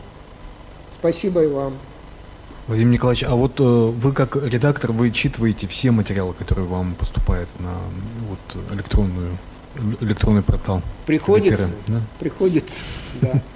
Что я себе позволяю, это не отвечать на те материалы, которые явно по уровню не подходят журналу. Владимир Николаевич, вот как вы представляете себе своего слушателя, читателя, зрителя? Потому что вот у вас, как у автора, который уже много произведений достаточно имеет, у вас уже сформированный зритель, который идет за вами, да? Вот ощущается, что они следят за вашим творчеством, всегда ждут премьеры, ждут новых произведений, новых книг. Вот как вы себе его представляете? Формируете ли вы этот образ? Или же просто вот творите вот, что у вас как бы есть на душе, вот то, что вы, скажем, хотите самореализоваться как творческий человек? Ну, что касается читателя, я, конечно, вернее, зрителя театрального, я, конечно, его представляю. Я даже более того, я, наверное, за эти годы знаю многих зрителей, потому что, опять же, зрители меня знают, подходят в театре, значит, что-то говорят там, да, как-то комментируют то, что они увидели. Я думаю, что зритель моих спектаклей – это человек, которого, помимо чисто театральных каких-то там моментов, да, интересует история, и вообще интересует Якутия и Сибирь, да, потому что у меня тоже ведь изначальный толчок был, значит, к написанию этих пьес, это желание рассказать о том, что знаю я, и поделиться этими знаниями с теми, кто их не знает, но кто интересуется, да, вот. И я знаю, что кого-то чисто эстетически эти спектакли, значит, трогают, волнуют и нравятся им. Я знаю, например, таких людей в Якутске, которые по 4 раза смотрели «Созвездие Марии», и 3 раза смотрели «Два берега одной победы». То есть они уже видели этот спектакль, но они все равно идут, чтобы вот эту атмосферу ощутить, да. Ну, что касается стихов, то, как всегда, понятно, что большая часть аудитории – это женская. Все-таки женщины читают стихов больше по отзывам, по, значит... Театральный зритель тоже, наверное, да? Ну, театральный, больше наверное, женщины, тоже, да. Ну, наверное, просто женщины как-то они это тоньше чувствуют. Есть ли у вас такие зрители, по которым вы, ну, как бы сверяете, вот, правильно, неправильно, и, ну, обычно это тоже бывает, когда, ну, родные люди, да, которым ты, как, ну, творческий человек, пытаешься показать, да, хотя бы ознакомить перед тем, как... Есть, конечно, есть, и потом я иногда свои произведения показываю, ну, не пьесы, конечно, пьесы мало любителей читать пьесы, да, вот. А вот прозаические или стихотворные я иногда показываю людям, которые, ну, вообще как бы не имеют отношения к литературе. Это может быть самый главный камертон, да. Вот, понравиться какому-то ценителю литературы это несложно, да, хотя тоже у него есть свои критерии. Но когда вот простой человек читает и говорит, да, это да, вот. И как ни странно, я вот у многих писателей об этом читал, вот, что они показывают пьесу, первый раз свои произведения именно не специалистам в области литературы, да. Почему? Потому что если простой человек прочитал, если это его заинтересовало, вот, конечно, иногда бывает, что хочется показать именно специалисту. У меня, например, так было, когда я написал роман «Сезон зверя», ну, те, кто его читал, знают, что там главные действующие лица – медведи, да, медведи, люди там. И вот я специально отдал специалистам, значит, одному... Зоологам, да? Ну, да, биологам отдавал, которые занимались медведями и занимаются изучением медведей, и отдавал фотографу, лучший, который считается Игорь Шпилинок, лучший фотограф медведей именно у нас в стране. И вот... Ну, как ни странно, и от тех, и от других я получил положительные отзывы, потому что опять вот эти медвежьи истории, я как геолог по образованию, как человек, родившийся в тайге и выросший, я их собирал всю жизнь, и они реальные. Вот. И как-то вот для меня, конечно, я побаивался, когда кандидат биологических наук, изучающий медведей, прочитал мою книгу, да, вот. Притом, первый раз он ее прочитал, когда мы даже не были знакомы. И мы оказались случайно вместе, и он произнес эту страшную для меня фразу, да, а я вот недавно прочитал роман Федорова «Сезон зверя». А мне его представляют, говорят, а это вот кандидат биологических наук, он занимается изучением медведей. А меня еще не представили. Я думаю, вот тут моя смерть и наступила, да? Сейчас он разнесет по этим. А он говорит, а знаете, я вот этот роман взял с собой на практику со студентами, когда мы поехали в тайгу, и каждый вечер читал им по одной главе. Он не зная меня, это говорит. А тогда третий человек говорит, а ты знаешь, кому это рассказываешь? Что? Он говорит, кому? Тому человеку, который написал. Конечно, в этот момент я был готов от счастья подпрыгнуть. А потом, когда я уже написал более расширенный вариант этого романа, окончательно, я уже сознательно ему дал почитать его. Владимир Николаевич, ну вот всегда тоже, когда от зрителей идет какая-то ответная реакция, даже когда незнакомый человек подходит, это даже больше как-то трогает, да, тебя, когда просто подходят и хотят что-то поделиться о твоем произведении, какое впечатление произвело там, допустим. А был ли у вас такой опыт, когда, допустим, какая-то негативная реакция, какое-то несогласие было? Конечно, было такое? Конечно было. Но вот когда ты пишешь об истории, особенно пишешь пьесы, я сегодня говорил о том, что пьеса – это, к сожалению, вот такой мизерный объем, да? Это чуть побольше рассказа хорошего, вот.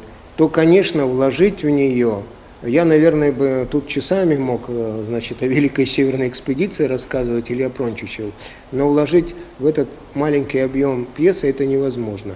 И вот у меня были случаи, когда после пьесы подходят люди и говорят: а вот вы, наверное, не слышали, а у них еще вот такое, оказывается, было, а у них еще было это, да, и начинают мне рассказывать те истории, конечно, которые я давным-давно знаю, и знаю в 5-кратном объеме. Но люди считают почему-то, что драматург вот этого не знает, да, раз он не написал в своей пьесе, вот. Но я иногда хочется сказать: а вот ты попробуй. С ожиданием увидят.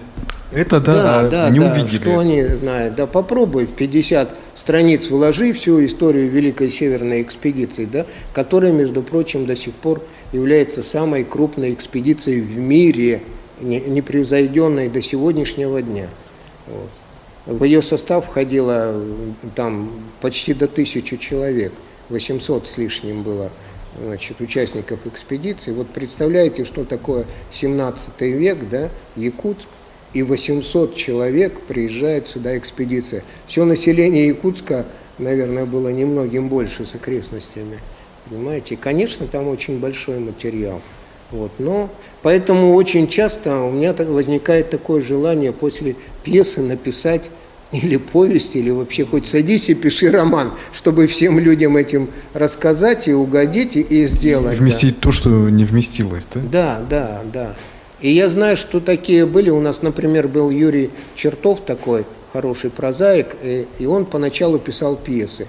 Но у него была только одна пьеса поставлена, «Июньский снег». Вот. Остальные как-то не ставились. Он тогда взял и все их переписал в повести. Вот. И повести были изданы, читались с интересом.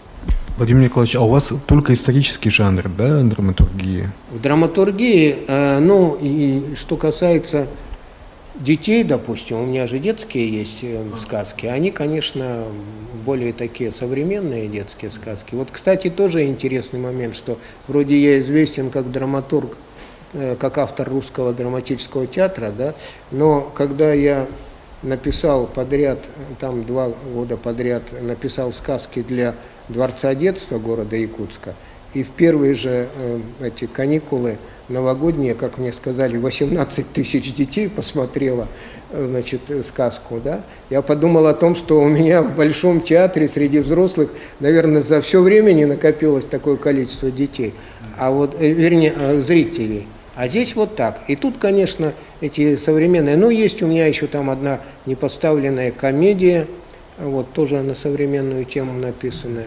Вот. Но мне просто как-то наверное, как драматургу, как писателю, не как драматургу, а как писателю, хотелось как-то поднять вот эту нашу северную историю. Поэтому я пошел по такому пути. И это самый сложный, наверное, жанр, да, по драматургии. То есть нужно действительно соответствовать. Конечно, надо знать правде. Еще и эту историю, потому что, например, если сесть и написать какую-то бытовую пьесу, да, конечно, там тоже надо проявить изобретательность, что-то еще, но там не надо за каждым словом лезть куда-то в источники, в архив, куда-то еще все это сверять.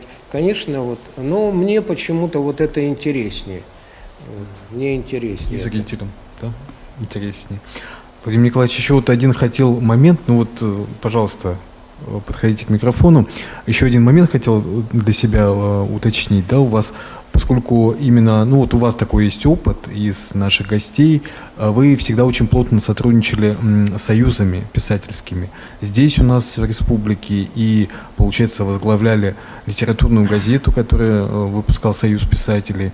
Вот насколько вообще необходимо вступать в союзы в настоящее время? Вот как вы считаете, это необходимо творческим людям, тем более, может быть, молодым людям?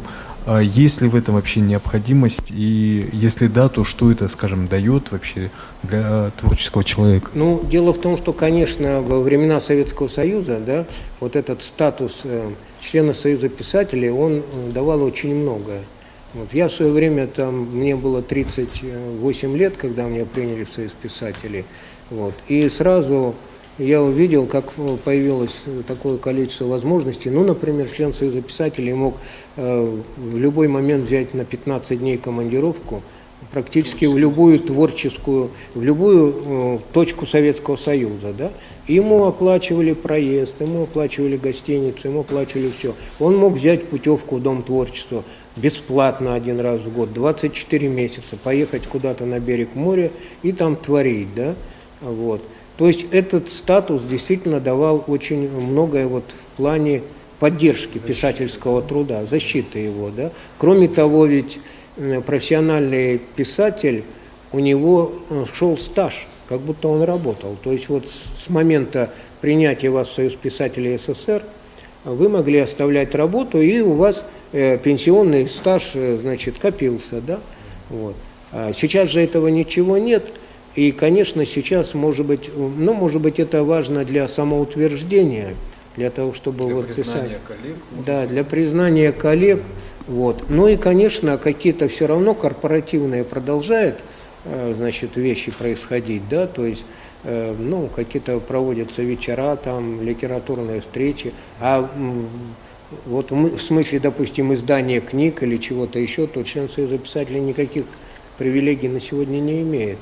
Вот. Конечно, статус понизился по сравнению с тем. А вообще вот перспектива вот этого статуса, как вы считаете, вот в дальнейшем,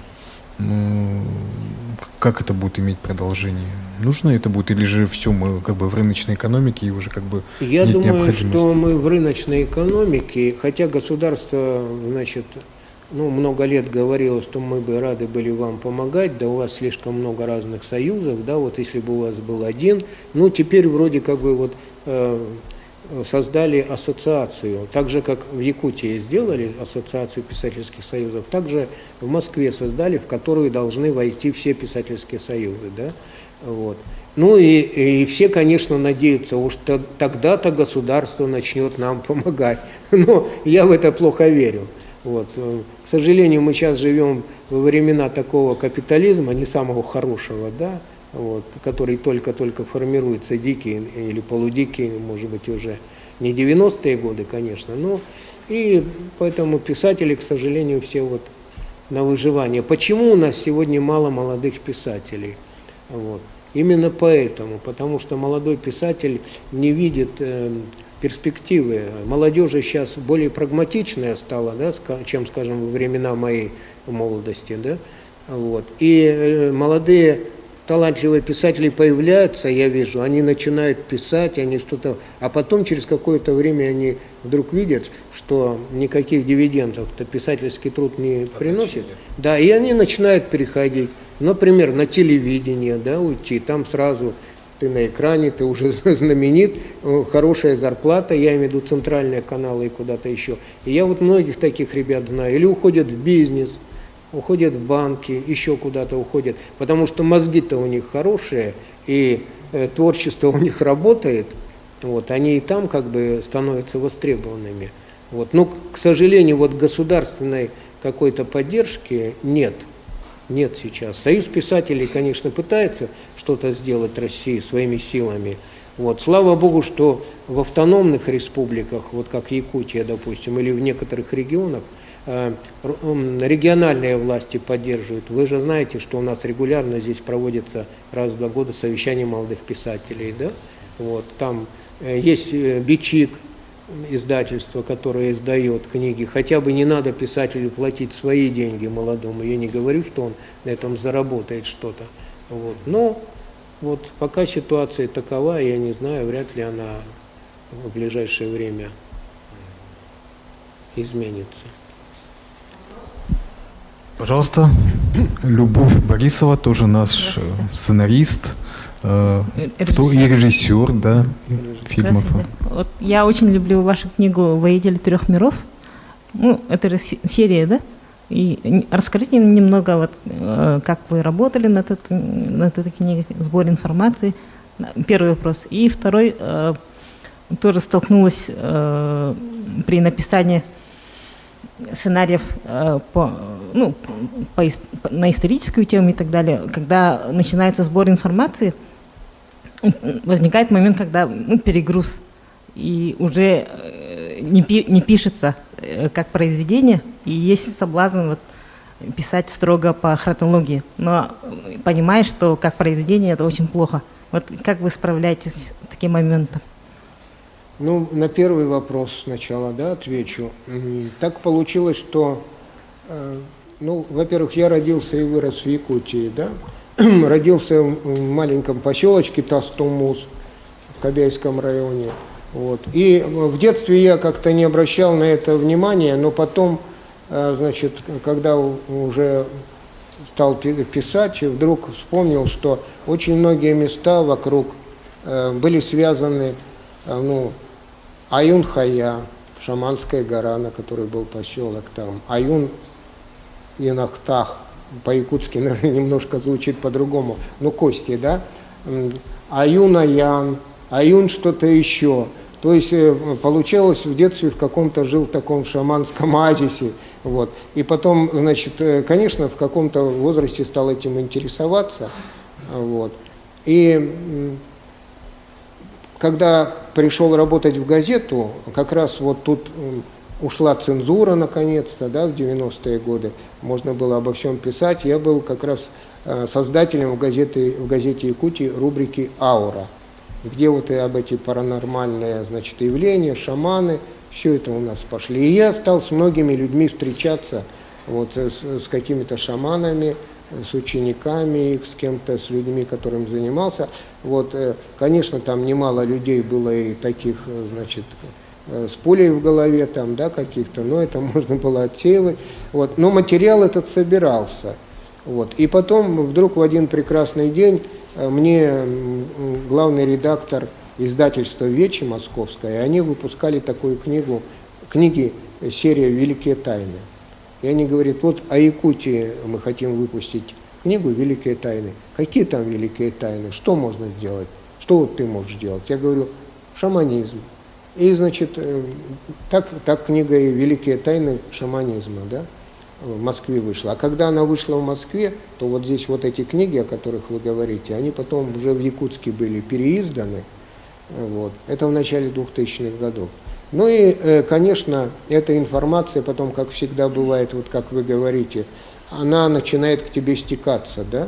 Когда ты чем-то... Я много раз замечал, что когда интенсивно над какой-то темой работаешь, вдруг появляются люди, которые приходят к тебе, приносят какие-то книжки, рассказывают какие-то истории. Приезжаю в какой-то район, мне говорят, в село, мне говорят, а у нас вот тут в 20 километров шаманский самострел стоит, мы как раз завтра туда собрались, не хочешь поехать? Конечно, хочу. И вот произошло вот такое, что этот материал стал как-то собираться, и я, значит, сейчас, конечно, его еще больше стало, и по идее вот эти книги надо как бы дописать, вот, или уже другие материалы сделать, потому что бывало такое, что одна история, которая в книге, значит, обозначена, вдруг потом она получала продолжение. Вдруг я оказывался в том месте, о котором я написал, да, и там нечто такое происходило, что я задумывался даже, вот, я же в этой книге сделал там, да, то есть в одном месте я, история сплавлялся по реке, ночью сплавляемся, все, и потом мне говорят, раз там в одном месте с берега кричат, выходи на берег, значит, есть такой тут Федоров, да, ему срочно в Якутск вызывают, но я был редактором газеты уже, вот, у него завтра встреча с президентом, завтра утром самолет прилетит, вот, и вытаскивает меня именно на то место, где я написал историю, связанную с одним шаманом. Вот, когда мне произносят название этого села, я сразу вспоминаю, ага, вот. Значит, а история там была, что там, ну, в общем, построили аэропорт почти по шаманской могиле. Это Кибергене поселок, вот. И потом как, а это в советские времена было, и потом как, значит, самолеты не могли взлететь, там аварии, все остальное, за деньги райкома партии, бюро пропаганды, значит, вернее, отдела пропаганды, купили жертвенного бычка, представляете, в советское время тайно провели обряд, значит, да, тогда очередной самолет взлетел.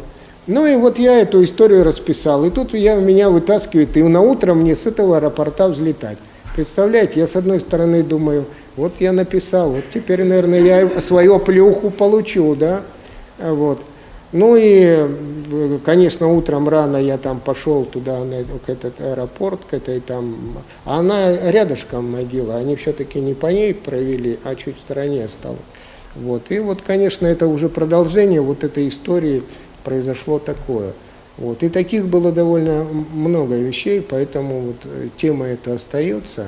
И вообще у меня желание есть, ну я все говорю желание, а мне уже на днях 70 лет стукнуло, да, написать. Очень хорошо выглядите, Владимир роман Николаевич. Наконец-то написать о шамане, о шаманизме, потому что вот я в свое время рассматривал эти книги как материал, который я собрал, как документальный, да, или вот мифологический какой-то, на основе которого надо было бы написать художественное произведение. Потому что вы знаете, что до 2000-х годов тоже стояла черта, никто бы никогда роман о шамане вот в таком прямом виде не напечатал нигде.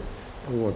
Конечно, там, допустим, Иван Гоголев написал «Черный стерх», но он все равно там в рамках ему пришлось действовать той системы соцреализма, там, да, и из нее чуть-чуть вырываясь. Вот.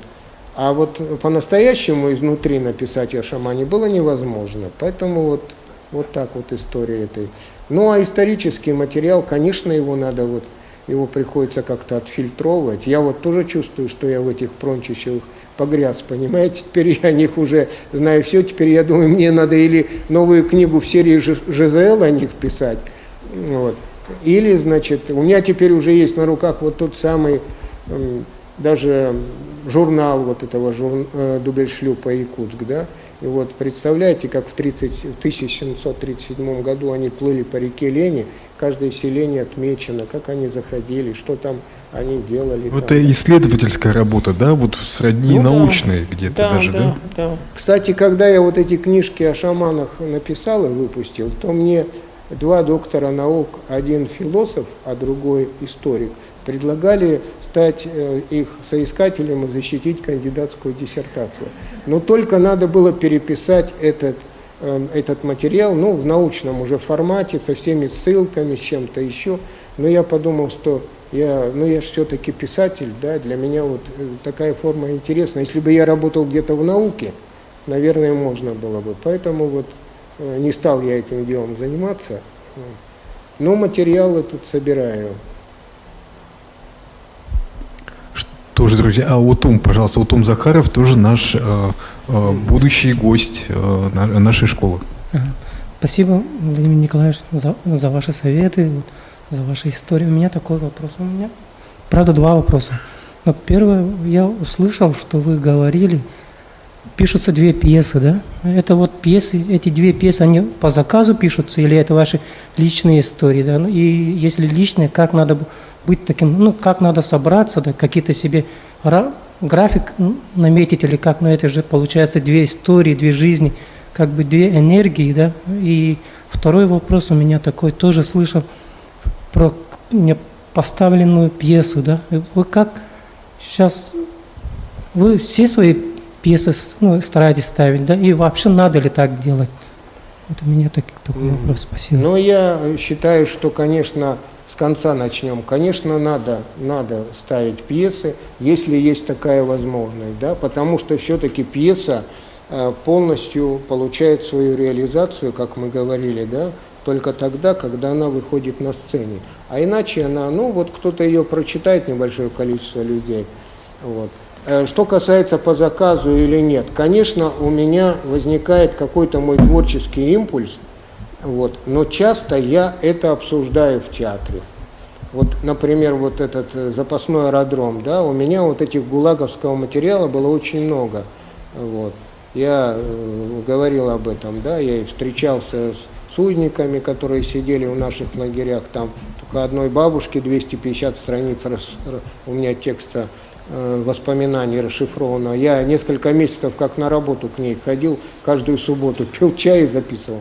Вот. Но это значит, и этот материал как бы ждал своей реализации. И вот тут, значит, я, конечно, поговорил с директором театра, потому что я еще и думал, что мне писать. Или мне все-таки писать повесть, вот, или роман вообще писать, или пьесу. И директор говорит, пиши. Вот. И, конечно, когда вот есть такая вероятность и возможность для драматурга, да, конечно, это хорошо. Конечно, хорошо. Но импульс, конечно, а так, чтобы это совсем по заказу как-то было. Хотя, знаете, это тоже интересные вещи происходят. Я в свое время где-то, помню, прочитал, вот, когда у Чайковского брали интервью, и, значит, его журналист спросил, ну, вот вы пишете по вдохновению, все понятно там, да, а бывает, что элементарно по заказу, за деньги пишете какие-то вещи. Он говорит, бывает. Вот только на прошлой неделе для Императорского театра за 500 рублей написал балет «Лебединое озеро». Понимаете? Вот бывает такое, что заказ вдруг у творческого человека может вызвать такой импульс, да? Вот. Мы все, наверное, думаем, что «Лебединое озеро» это вот такое какое-то вдохновение, да? Вот. А это было... Поэтому... Мне кажется, чураться этого не стоит, да, если есть возможность с театром работать. И если есть возможность с режиссером обговорить пьесу, вот, тоже. Я знаю, что есть тоже такие режиссеры, которые очень любят диктовать драматургам, да. Я вот этого, допустим, не люблю, мне не нравится такая работа. А некоторым режиссерам вот он будет ходить по сцене, там что-то это, а вот драматург должен сидеть на краешке сцены и записывать это, да, и потом, значит, это представить как пьесу. Вот. Я считаю, что я все-таки предпочитаю вот так, написать свою пьесу, отдать и убежать. Пусть делают. Завтра такой случай, да? Да, завтра такой случай будет, да. Вот. Хотя вот завтра эта пьеса, мы, конечно, с директором театра обговаривали с Лобановым, тем более, что вы все знаете, что был спектакль «Два берега одной победы», и вот тогда же возникла мысль, значит, ну хорошо, летчики летали, а как на земле было, кто вот эти аэродромы строил, как строил, вот, и потом мне, знаете, вот захотелось написать пьесу, в которой бы было много действующих лиц женщин. Потому что вот поскольку я пишу об истории, да, обо всех первооткрывателей пишу, то у меня в основном герои же мужчины. Вот. И всегда при постановке моих пьес это дефицит мужчин бывает, но, значит, из труппы и там пятая или какая-то часть не может быть занята, женская. А женщин всегда в каждом театре, вы знаете, больше. Да? И вот тут мне захотелось, чтобы вот, как-то все сошлось. Хотя я, конечно, специально это не придумывал. Вот, но вот так получилось. Поэтому, если завтра вы придете в спектакль русский, то вы всю женскую труппу, я надеюсь, увидите вот, в роли героинь. Ну, наверное, я ответил, да. Вот еще две пьесы, да, одновременно. Ну, вот так можно тоже работать, на мой взгляд. Иногда бывает, может быть, я еще потому, что я как бы работаю как писатель в разных жанрах, да, и я чувствую, что иногда мне это мешает. Иногда мне это мешает, потому что ты, например, садишься, тебе надо писать пьесу, а вдруг у тебя стихотворение рождается, которое, но его нельзя не записать, потому что потом оно может второй раз к тебе не прийти. Вот.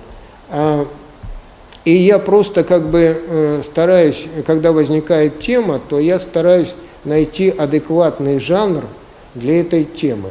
Потому что, например, если человек пишет только стихи, умеет писать только стихи, да, С одной стороны, замечательно, он может быть великим поэтом, но с другой стороны, когда он видит какой-то сюжет, он начинает писать длинную и скучную поэму, понимаете, потому что он не умеет другого делать.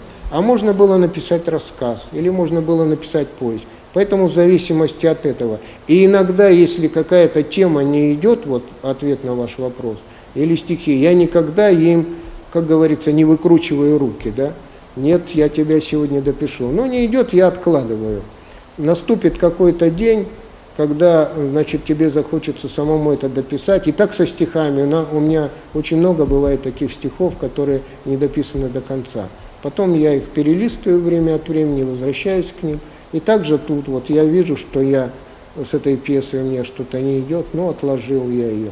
Я знаю, что многие известные писатели-романисты, допустим, да, когда вот они написали большой роман, и у них какая-то пауза возникает, и обязательно нужно, чтобы этот роман, так же, как и пьеса, чтобы отлежались какое-то время.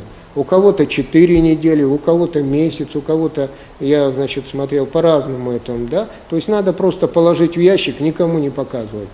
После этого взять. Но пока у тебя 4 недели лежит в ящике твой роман, что тебе делать? Вот садись, пиши стихи. Или пиши что-нибудь другое, не связанное только с этим романом. А этот роман пусть, как говорится, отдыхает. Да? И когда ты его возьмешь, ты увидишь сразу все многие свои недочеты и ошибки. Вот, потому что, когда постоянно работаешь, глаз замыливается и чувства. Вот, поэтому вот таким образом можно. Владимир Николаевич, ну вот последний, наверное, завершающий вопрос. Не могу его не задать. Вообще, пользуясь случаем, хочу поблагодарить вас за то, что в 2003 году студента отделения журналистики вы приняли на работу, будучи главным редактором в ежедневную общереспубликанскую газету «Якутия». И это было для меня таким тоже большим доверием. И, скажем, был сложный период такой, который нужно было преодолеть, но который, конечно, очень много дал для развития. И, конечно, вот эта редакционная атмосфера в газете «Якутия», она была особой, когда мы, вот здесь тоже присутствует и Елена, да, Анна, которая... Главная наставница Славы, когда он студентом к нам пришел. Да, Елена я просто Степанова. говорю, Славы... Анна Пшенникова тоже вместе с нами работала в одно время. Поэтому, как раз-таки творческому человеку дает очень многое такое обсуждение именно, тех тем, профессиональных тем, которые важны, и вообще всей той жизни, которая нас окружает, да, которая тоже отображается в журналистике или вообще в отражении реальной жизни, которую мы видим в искусстве.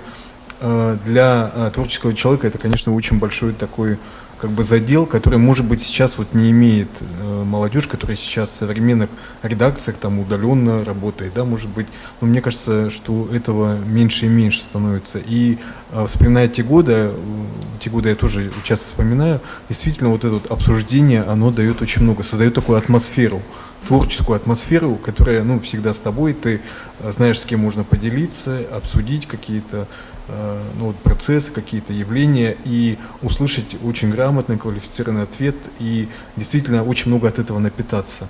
Вот для вас сейчас что создает такую атмосферу, с кем вы обсуждаете и где можно вообще такое обсуждение найти? Можно ли его найти в интернете, допустим? Как вы считаете? Конечно, для молодого писателя это очень важно. Да? Я помню, во времена нашей молодости говорили так, наверное, но сейчас, может быть, это немножко не так, что все писатели начинают в каком-то литобъединении, в каком-то коллективе, а заканчивают в одиночку. То есть на стадии становления, да? Да, на стадии учебы литературной коллектив очень полезен, да. И допустим, когда я в литературный институт поступил, там же мы друг друга не знали. Мало того, что когда пришли на первое занятие, это бывшие конкуренты, абитуриенты. 1800 человек, значит, подали заявление на творческий конкурс, 100 человек вызвали на экзамене, значит, и 40 приняли. В том числе 20 на поэзию. И, конечно, этот абитуриентский запал и конкуренция, которая еще жила, она в первое время очень сильно проявлялась. То есть поднимается человек, читает стихи, и тут же на него 19 остальных набрасывается, да? И без всякой жалости начинает его: это у тебя не так, это не так, да ты вообще не поэт, там что-то еще, с такой категоричностью молодости, да? Вот. И, это так называлась тогда школа литературного битья. И эта школа литературного битья тоже была полезна. С одной стороны, у тебя шкура становилась толще, вот, с другой стороны, среди вот этих многих, значит, к тебе претензий или многой критики, были какие-то полезные зерна, которые ты, не соглашаясь сразу, потом понимал, воспринимал, да? Вот. Но тогда преподаватели выступали в роли, значит,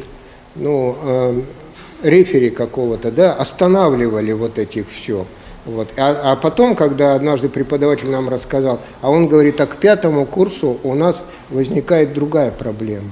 К 5-му курсу кто бы ни поднялся, что бы ни прочитал, тут же весь курс поднимается: ты, Петя, просто гений, ты все, понимаете, у них уже человеческие отношения превалируют над литературными, да, и он говорит, и тогда вот преподаватель выступает в роли вот этого человека, критика.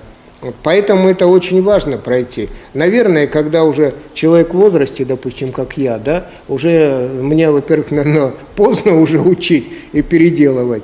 Вот. Но все равно я прислушаюсь к мнениям. Вот я, например, очень хорошо запомнил, вот у меня книга стихов вышла «Летящие тетради». Вот. И пришла одна бабушка, литературный критик, значит, такая уже в возрасте солидном, и сказала: вот я прочитала всю вашу книжечку, а вот там к 2 словам у меня к вам претензии есть, да? И, значит, я-то посчитал, что это слово, такая форма слова существует. А она сказала, что нет, вот, голубчик, такого нет. Я запомнил, я теперь до сих пор, когда эту книгу держу в руках, я помню, что у меня в этой книге есть 2 прокола, да, которые, если я буду переиздавать эти стихи, я их обязательно поменяю. Также, вот, например, вот в этой книге, которую я хочу подарить, вот, есть, значит, «Ангелы 12-го года», она вся посвящена войне 812 года, стихи. Вот. Но здесь есть одно стихотворение, я под влиянием, значит, своего соседа-офицера написал там, да, вот, а он вспомнил вдруг там это же время и говорил, что там, значит, к барышням было такое отношение, что, значит, и говорили: прелесть какая глупенькая или боже какая дура. И вот я этот рефрен взял и значит, написал стихотворение. Вот. А потом вдруг, значит, звонят одна дама, потом другая, потом кто-то написал: вы бы поменьше своего соседа слушали. Значит, да? То есть они восприняли вот это. А теперь вот я думаю, вырывать это стихотворение отсюда, что ли? Но с другой стороны, другое стихотворение напечатано, оно не виновато. По-моему, именно по этой книге в Москве поставили спектакль. Вот по стихотворному сборнику поставлен спектакль, так? То есть, вот чуть-чуть расскажите, если есть возможность. Тоже интересный момент, что однажды мой композитор, ему нужно было написать гусарский романс. И он пришел и сказал: напиши мне стихотворение. И тут есть одно стихотворение, которое так и называется «Гусарский романс». И он действительно написал романс, да? Но я попался на какую-то удочку. Вот, написав один раз это стихотворение, я вдруг стал писать, и как бы заигрался, что ли, в эту игру. И, конечно, опять же, я представлял себя им, да, вошел в этот образ. Вот, да, и вот он, даже художница на меня одела здесь кивер. Вот. Очки, правда, не убрала, надо было бы убрать очки. Вот. Так вот получилось, заигравшись в эту игру. А тут, конечно, оказалось материала, потому что тут и какие-то столкновения, тут и любовь, там, да, тут и, значит, и неприятели, и все остальное. Я тоже не думал, что, может быть, этого хватит. для того, чтобы сделать спектакль. Но вот актерам, значит, такой есть Московский молодежный театр имени Лермонтова, вот, их режиссеру показалось, что это достаточно, и они сделали спектакль. Они назвали его «Париж 2014 года». Владимир Николаевич, ну вот нам нужно выбрать победителей нашего конкурса и распределить наши призы. Так, тогда Анне Пшенникова. Ага, мы должны записать еще. Так, давайте отдадим вот нашему драматургу тоже, молодому Уту. человеку. Угу. Уту. Так. Что? Зрительские вопросы, вот те вопросы, которые вот я зачитывал, которые про зачитывал, Унчищевых. да? Ага. Так, это вот 3, получается, книги. Есть еще одна книга. По поводу созвездия вот было. А почему созвездие? Ну давайте, да? давайте, Илья. да, давайте. Подписываем тогда книги, и, Владимир Николаевич, мы всем дарим нашим гостям тоже издание. Я думаю, вам будет интересно. «Эпическое наследие народа Саха», Да, Василия Васильевича, вот тоже одно из последних его изданий. И, дорогие друзья, у нас в следующий раз на нашей встрече будет нашим гостем драматург и писатель Иван Иннокентьев. Ну и вам всем спасибо за поздравления, спасибо за общение. Вот я даже уже забыл, что я с самолета несколько часов назад. Вот, прекрасный вечер. Спасибо вам большое.